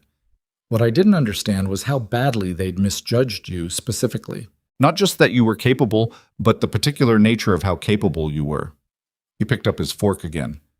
"I chose you because you were standing up straight. I didn't know yet what you were standing up for." She was quiet for a moment. Outside, the wind had picked up, carrying the smell of coming cold. The real cold. The winter kind.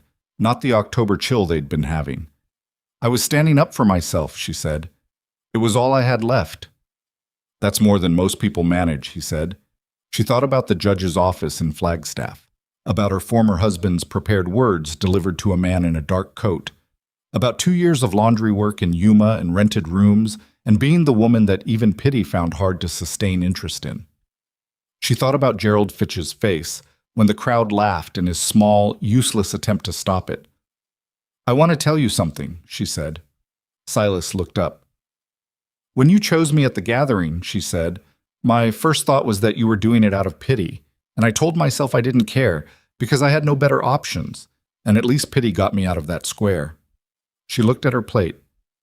"It took me a while to understand that it wasn't pity, and longer than that to understand what it actually was." He waited. "You saw something," she said. "I don't know exactly what, but you saw something that all those other people decided wasn't there. And whether you meant to or not, whether you understood what you were doing or not, you gave me a place to stand." She looked up at him. "And I want you to know I understand what that was worth." The room was very quiet. The stove ticked. Outside, the wind moved against the house with its familiar sound. The sound she had learned in the first weeks here and now, recognized the way you recognize a particular voice. Silas sat across from her with his hands flat on the table and his face doing what his face did when something was moving through him that he hadn't determined how to handle. It was the most unguarded she had seen him. "You've done more than stand," he said. "You've rebuilt half this place. You saved Margaret Perot's life. You found a legal agreement I didn't even know I still had, and you used it to stop a man who's been stealing from his neighbors for 4 years." He paused. "I didn't give you a place to stand.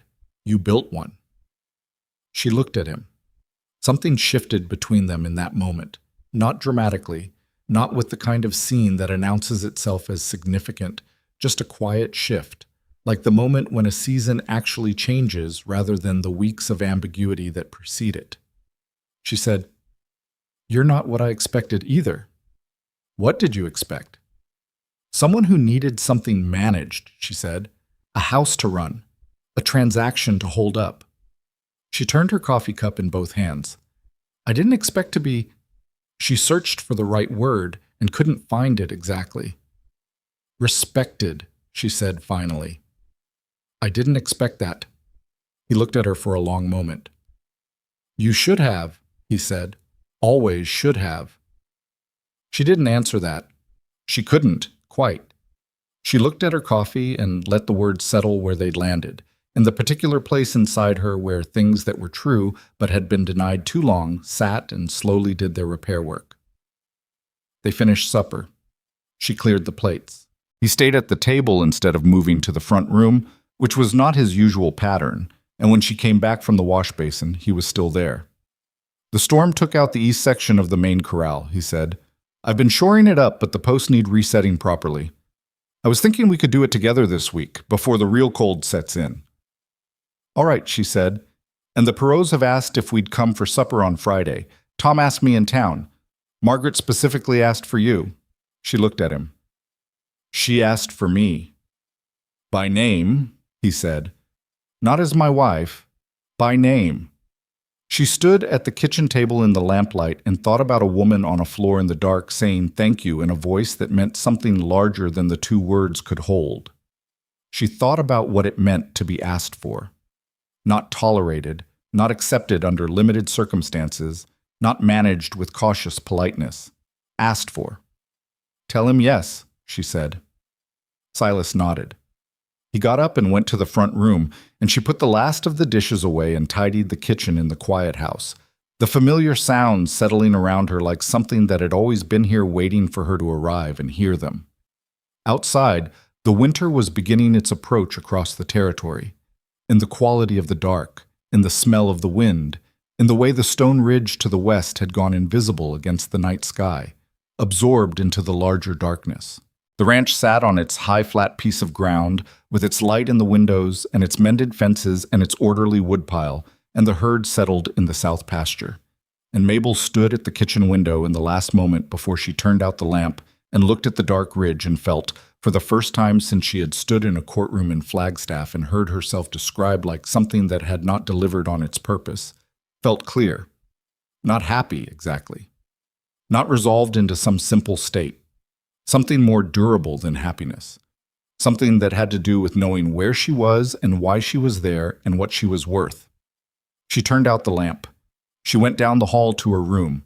His door was closed across the way, the thin line of light under it indicating he was still up, reading perhaps, or doing the quiet work of whatever occupied a man like Silas Boone in the final hour before sleep. She went into her room and sat on the bed in the dark for a moment, the room that had belonged to someone before her, that still carried traces of its previous inhabitation in the tight corners of the bed-making and the absence of accumulated small things. She had been here nearly 3 months now. The room was beginning, slowly, to feel like hers, not because the previous person's presence was gone, but because she had added herself to the room the way you add a voice to a conversation, not replacing what came before, just taking its place in the ongoing thing. She lay down. She listened to the sounds of the ranch settling into its night.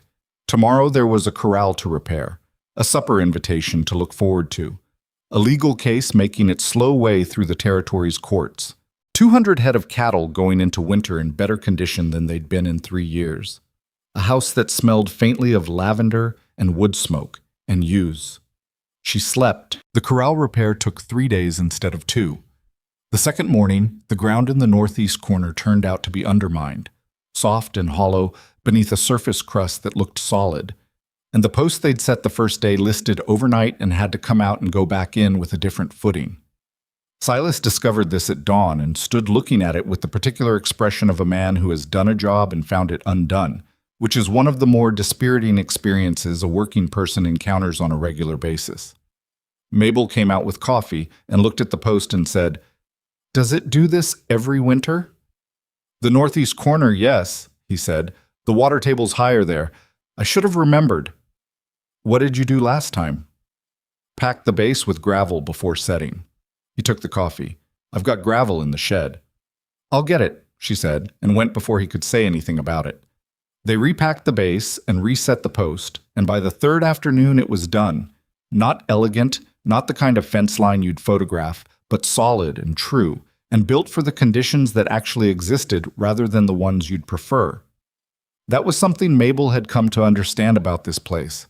Nothing here rewarded the desire to cut it short. The land was patient and specific, and it remembered every shortcut eventually. The supper at the Perraults came on Friday as planned. Margaret was on the mend. The leg was healing cleanly. The doctor had said so on his last visit. And she was up and moving with a crutch that she wielded with a determination that made the crutch seem like a temporary inconvenience rather than a limitation. Tom Perrault cooked the meal himself, which he did with the focused, slightly anxious manner of a man unused to it, and it was decent food even if the biscuits were heavier than they should have been. The 2 boys, Danny, the 8-year-old, and the younger one, Marcus, who was 6, sat across from Mabel at the table and watched her with the frank, unfiltered assessment that small children apply to people they've decided are interesting. Danny, the older one, had been asking about her since the day of the storm, Tom said. He wanted to know how she knew which timber to move. She told him simply, because he asked simply, "You look at what's bearing weight and what's resting on something else, and you work out which piece you can move without losing the others. It's like a puzzle, but you have to solve it before you touch anything, because once you start moving things, you can't always stop." Danny Perrault listened to this with the serious attention of a child absorbing something he intends to keep. "Did you know it would work?" he said. "No," she said. "I thought it probably would. That's different." He considered this. "Were you scared?" She looked at him. He was 8 years old, and he was asking her a real question, not a polite one, and he deserved a real answer. "Yes," she said, "but being scared doesn't mean you don't go in. It just means you pay better attention." He nodded slowly, with the gravity of someone recording information. Margaret Perrault, across the table, watched this exchange with an expression Mabel didn't look at directly because she suspected it would undo her slightly. On the ride home in the cold dark, Mabel and Silas sat side by side in the wagon, and the night was clear and enormous above them, the kind of sky that makes the distance between stars legible in a way that can feel either terrifying or clarifying depending on what you bring to it. "You're good with children," Silas said.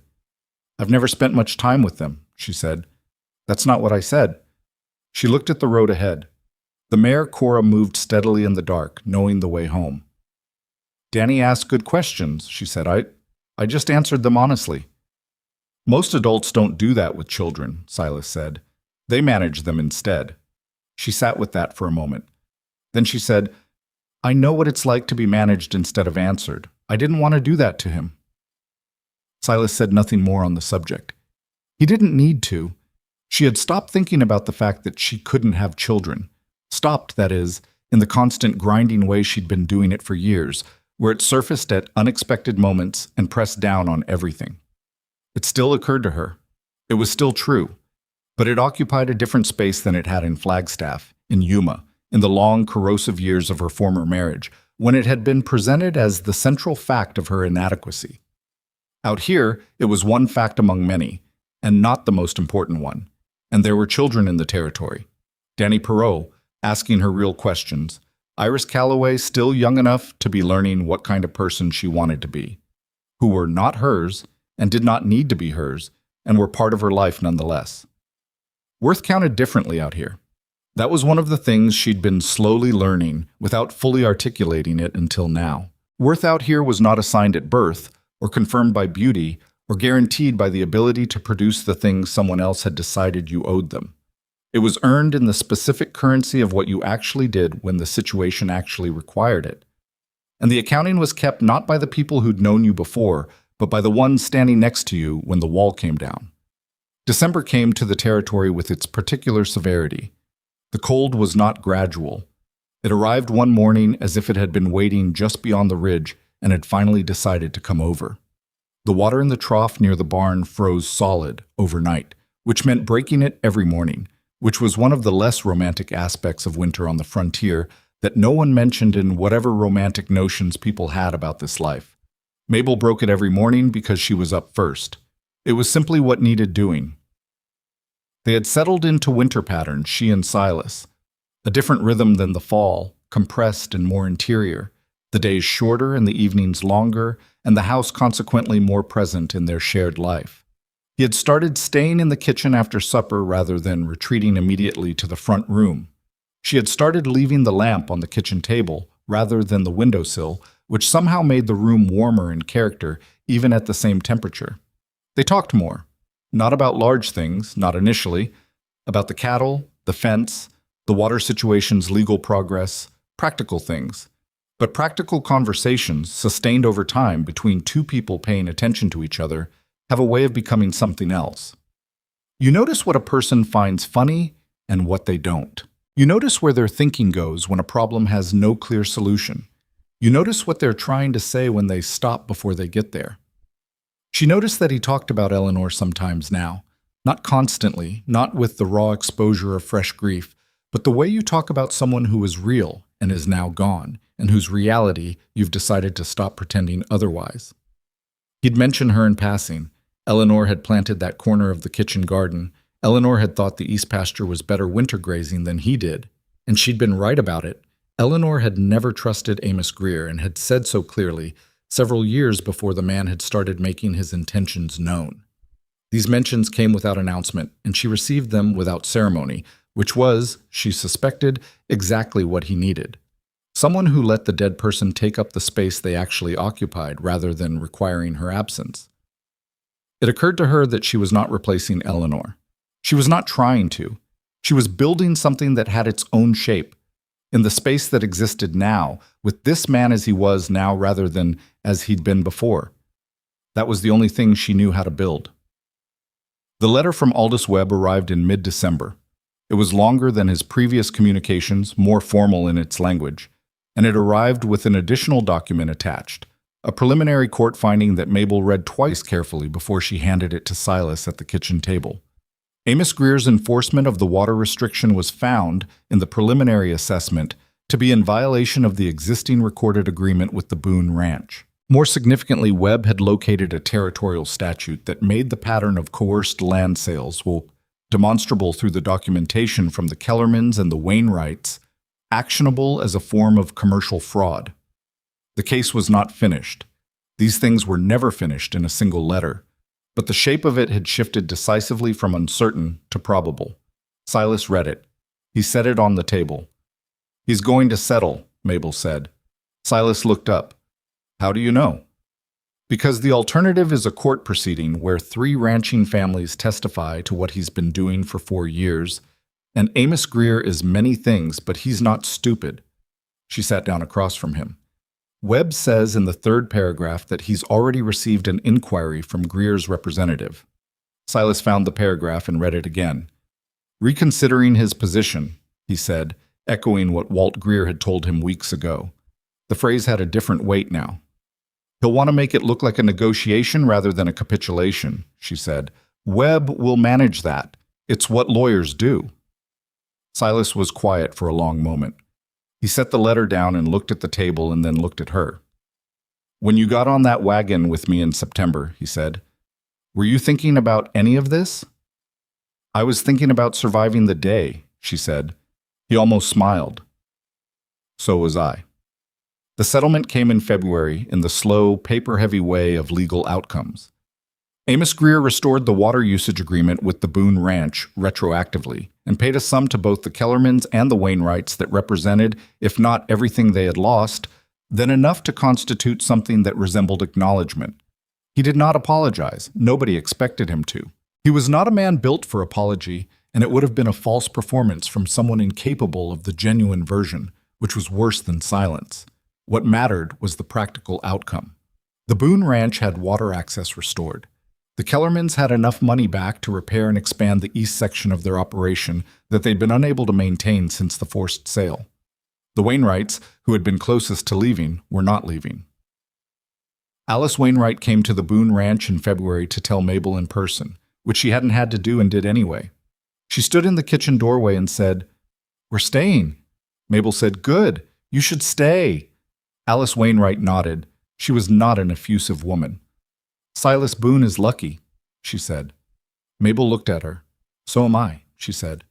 And she meant it in the specific, unsentimental way she meant things.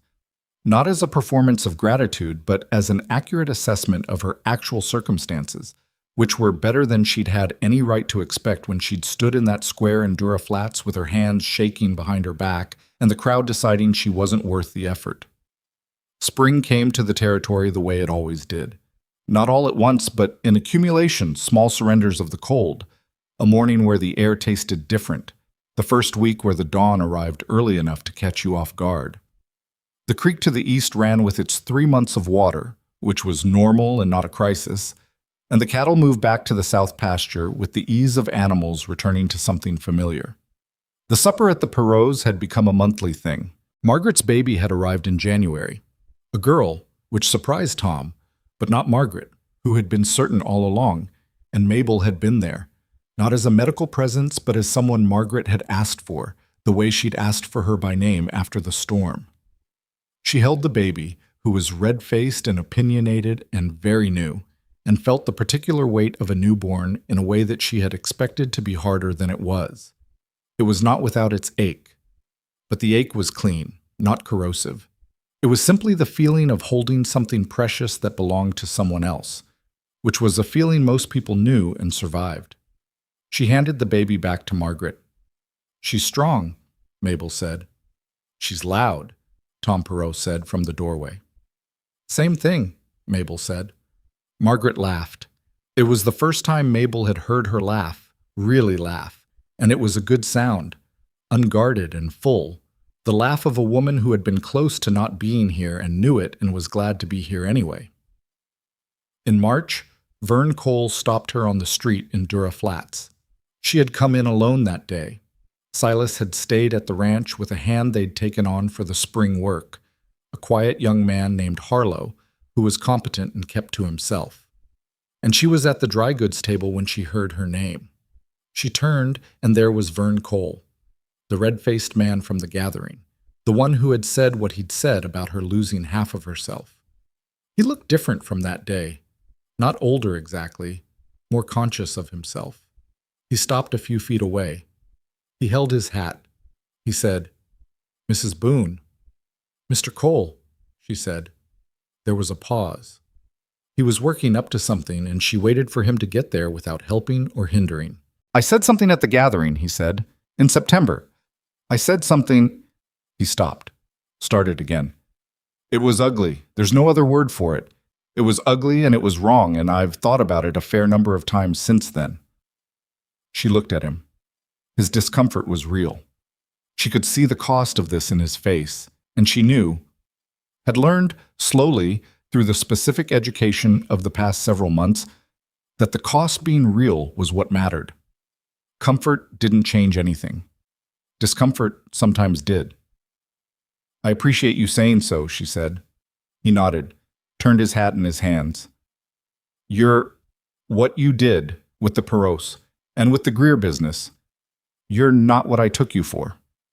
"No," she agreed. "I'm not." He met her eyes briefly, then looked away.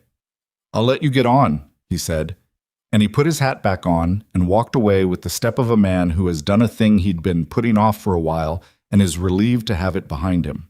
She watched him go, She thought about whether she'd forgiven him and concluded that forgiveness was probably too large and formal a word for what had actually happened, which was simpler. She'd looked at him and seen a man who had been careless with his cruelty and was now, slightly, less careless.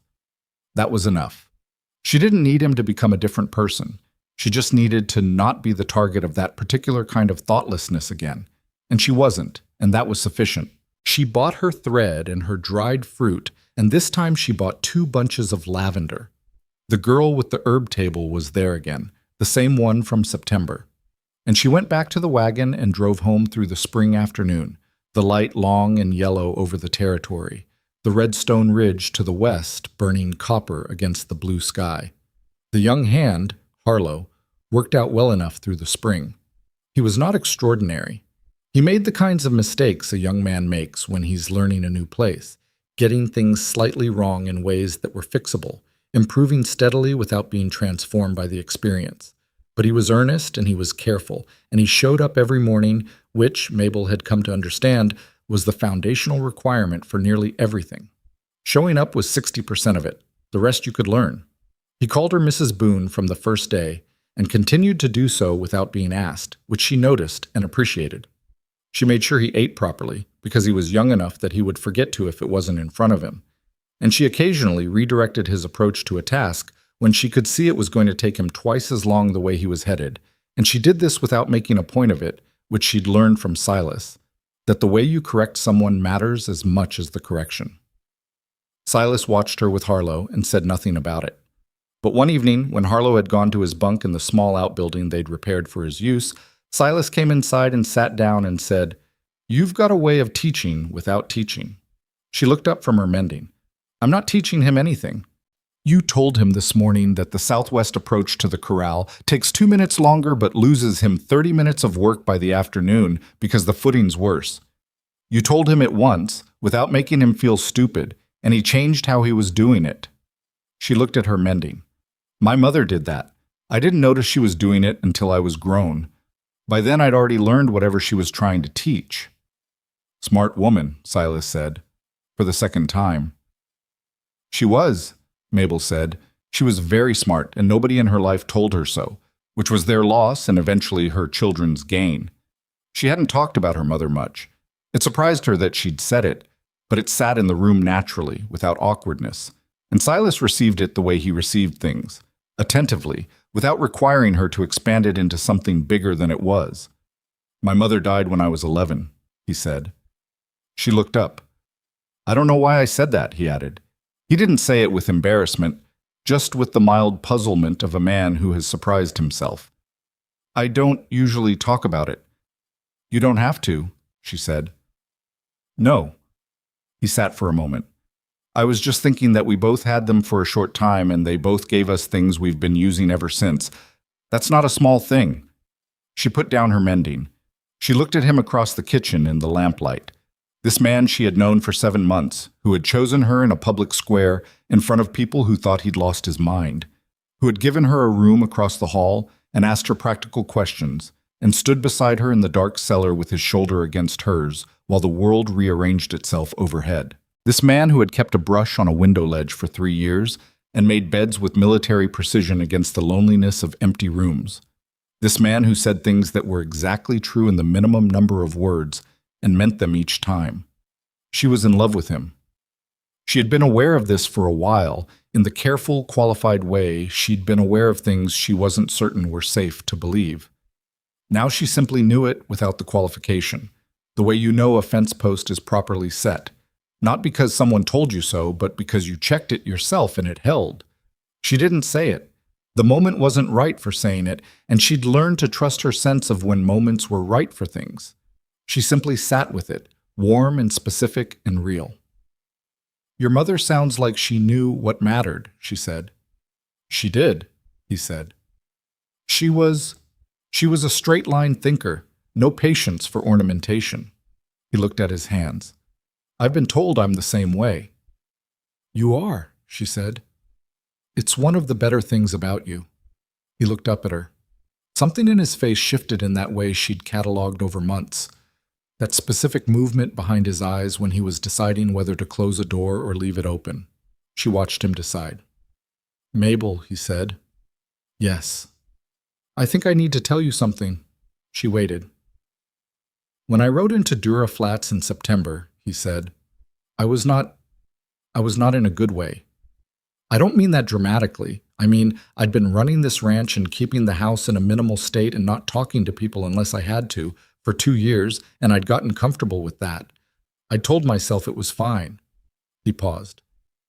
I saw you in that square and I didn't think anything large or significant.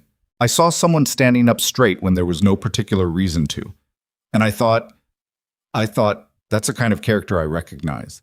That's someone who's decided who they are regardless of what's being done to them. He stopped. The stove ticked. Outside, the wind moved against the house in its ordinary way. I didn't know what I was bringing you into, he said. The Greer situation, the ranch and the state it was in, all of it. I told myself I was offering you something workable. I didn't think about what it would cost you. It hasn't cost me, she said. Mabel, no. She was firm. Not hard. Firm. I know what the alternative looked like. I was living in it. What you offered me was a chance to be useful, to work, to be somewhere that needed what I actually had, instead of requiring me to produce what I couldn't. She looked at him steadily. That's not a cost. That's the opposite of a cost. He sat with that for a long moment. I'm glad, he said finally. The 2 words were plain, and they held everything he wasn't saying, and she heard all of it. So am I, she said. The summer that followed was the hardest working summer of Mabel's life, which was saying something given the life she'd had. They expanded the South Pasture fence, adding 60 acres to the range, which required 3 weeks of fence work between the 2 of them and Harlow, working in the Arizona heat from first light to midday, and resting in the worst of the afternoon before going again. She lost 8 pounds she hadn't been trying to lose and gained a callus on her right hand that she suspected was permanent. Silas's shoulder gave him trouble through June, and she took over the work that required fine right-hand strength without mentioning why, and he let her without mentioning why. And this was how they managed things, not with elaborate accommodation, but with the practical, unadorned attentiveness of people who knew each other. The herd grew.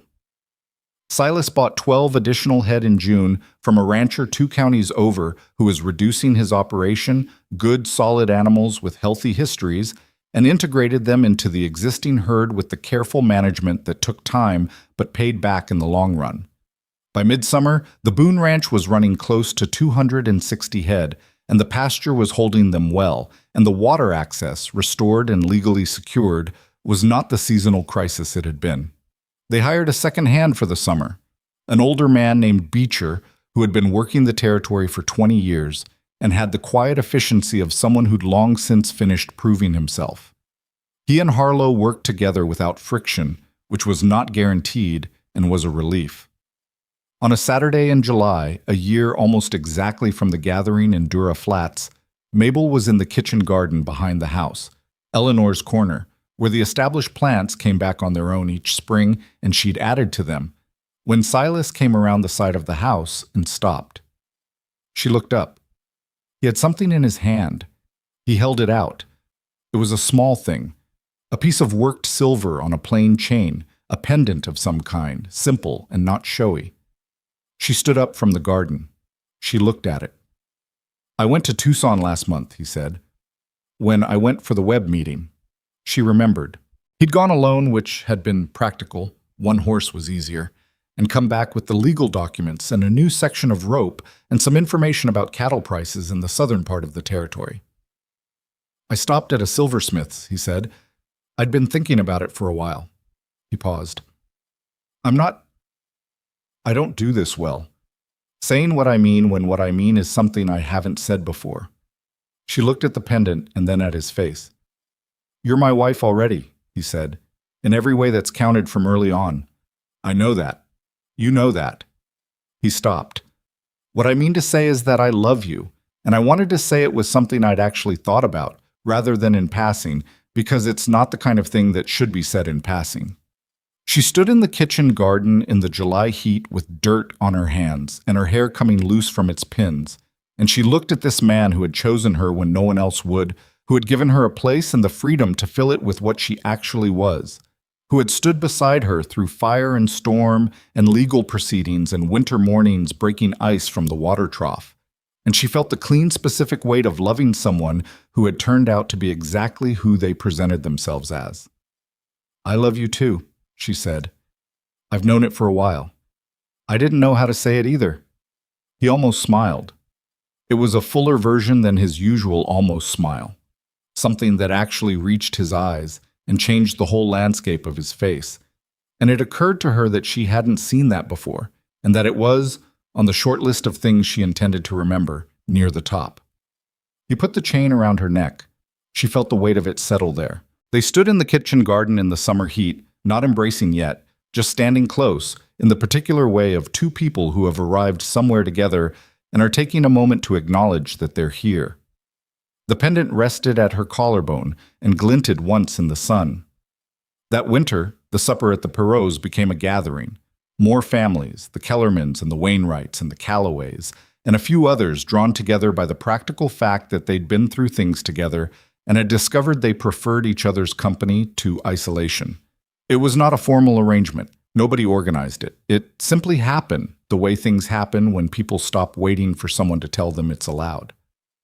Agnes Hooper came. She came without ceremony, and she brought food, and she talked to Mabel at the end of the evening in the direct, ungarnished way she'd been talking to her since that afternoon in October when she'd arrived with an apology and stayed for pie. "You should know," Agnes said, "that people talk about the Boone Ranch differently now." "How so?" Mabel said.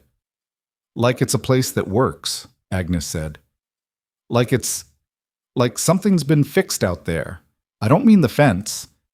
She paused, looking for the right word, and evidently not finding a satisfying one. "Like it's inhabited. That's the best I can do." Mabel thought about the room across the hall with the tight corners, how it had looked the first day she'd arrived, and how it looked now.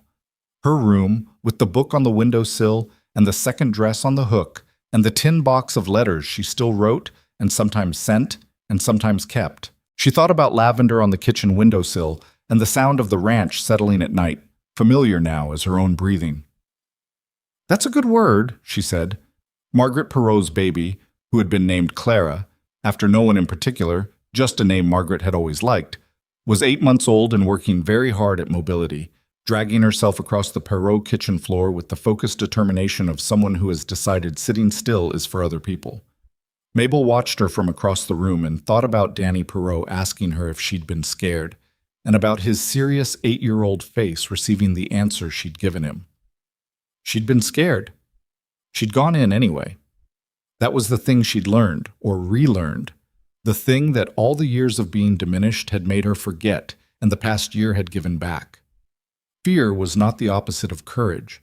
Fear was the condition under which courage operated. Without fear, there was nothing to overcome, just the comfortable performance of confidence, which was worth considerably less than the real thing. She had been afraid, standing in that square in September. She had been afraid every time someone looked at her with that categorizing gaze and found her insufficient. She had been afraid going into that wall after Margaret. She had been afraid, in a quieter way, of believing that what she and Silas were building was real, and not simply a fortunate arrangement that would expire when its usefulness did. But she'd stood up straight. She'd written things down.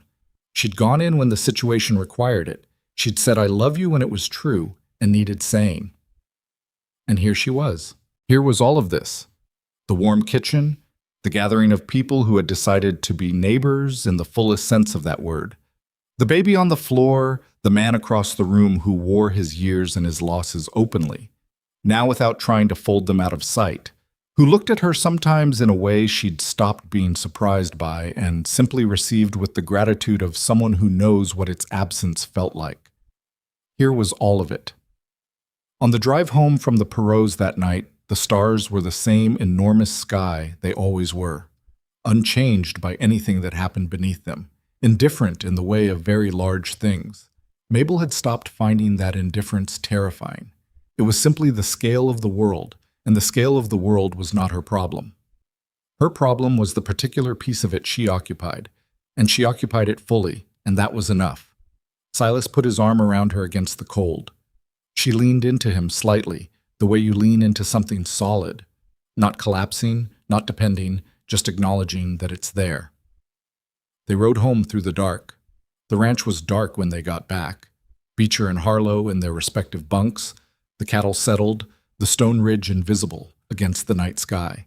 She unhitched Cora while Silas brought the other horse in, working in the familiar parallel efficiency they'd developed, and the barn smelled of hay and horse and the cold, clean air that came through the gaps in the boards, and was not a problem because the boards were solid and the gaps were small.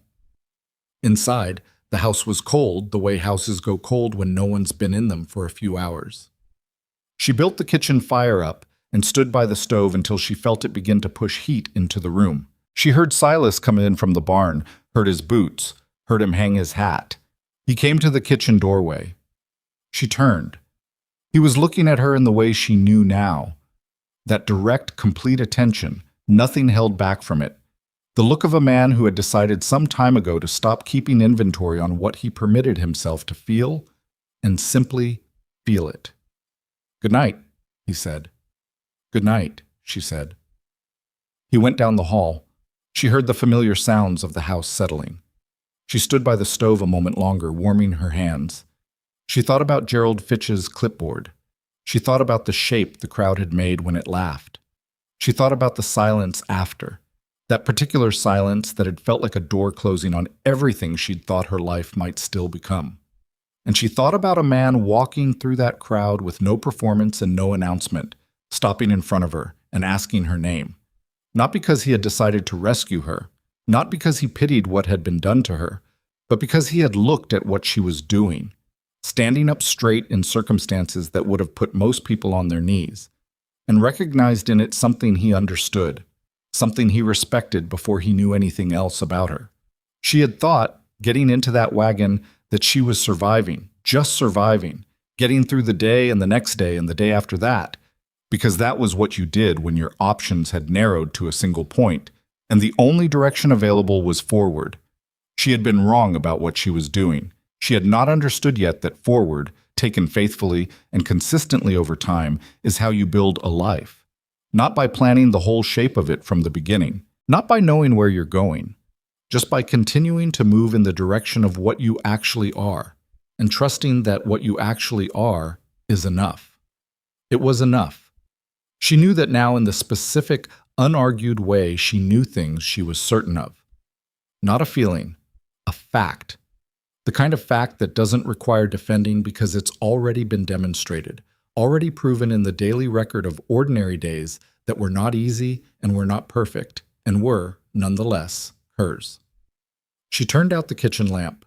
The house settled around her in the dark, breathing the way inhabited places breathe, warm and specific and known. Outside, the territory lay under its winter sky, enormous and patient, the stone ridge dark against the stars, the creek to the east silent in its dry months, the cattle quiet in the south pasture, where the fence she and Silas had set held its posts in solid, unmoving ground. She went down the hall to her room, closed the door, sat on the edge of the bed in the dark. The pendant from the silversmith in Tucson rested at her collarbone. Plain and specific and chosen. Chosen for her, the way she had been chosen that September morning, not because she was the last option, but because someone had looked at her with clear eyes and seen what was there. She lay down. She pulled the blanket up. She was the woman nobody had wanted. She was the woman who had gone into the wall. She was the woman who had found the document, made the case, connected the families, stood in the Duraflats market and looked the territory in the eye and refused to be less than what she was. She was Mabel Boone, and she was home. And outside, the stars continued their long, indifferent business above the Arizona territory. Above the Boone Ranch, with its repaired fences and its inhabited rooms, above a cowboy who had finally stopped moving through his life alone, and above a woman who had learned, the hard way, the only reliable way, that worth was not assigned by the people who looked at you and found you insufficient. Worth was what you did when everything was difficult and nobody was watching, and the only reason to do it right was because doing it right was what you were. The ranch was quiet. The dark was warm. The story, at last, was whole.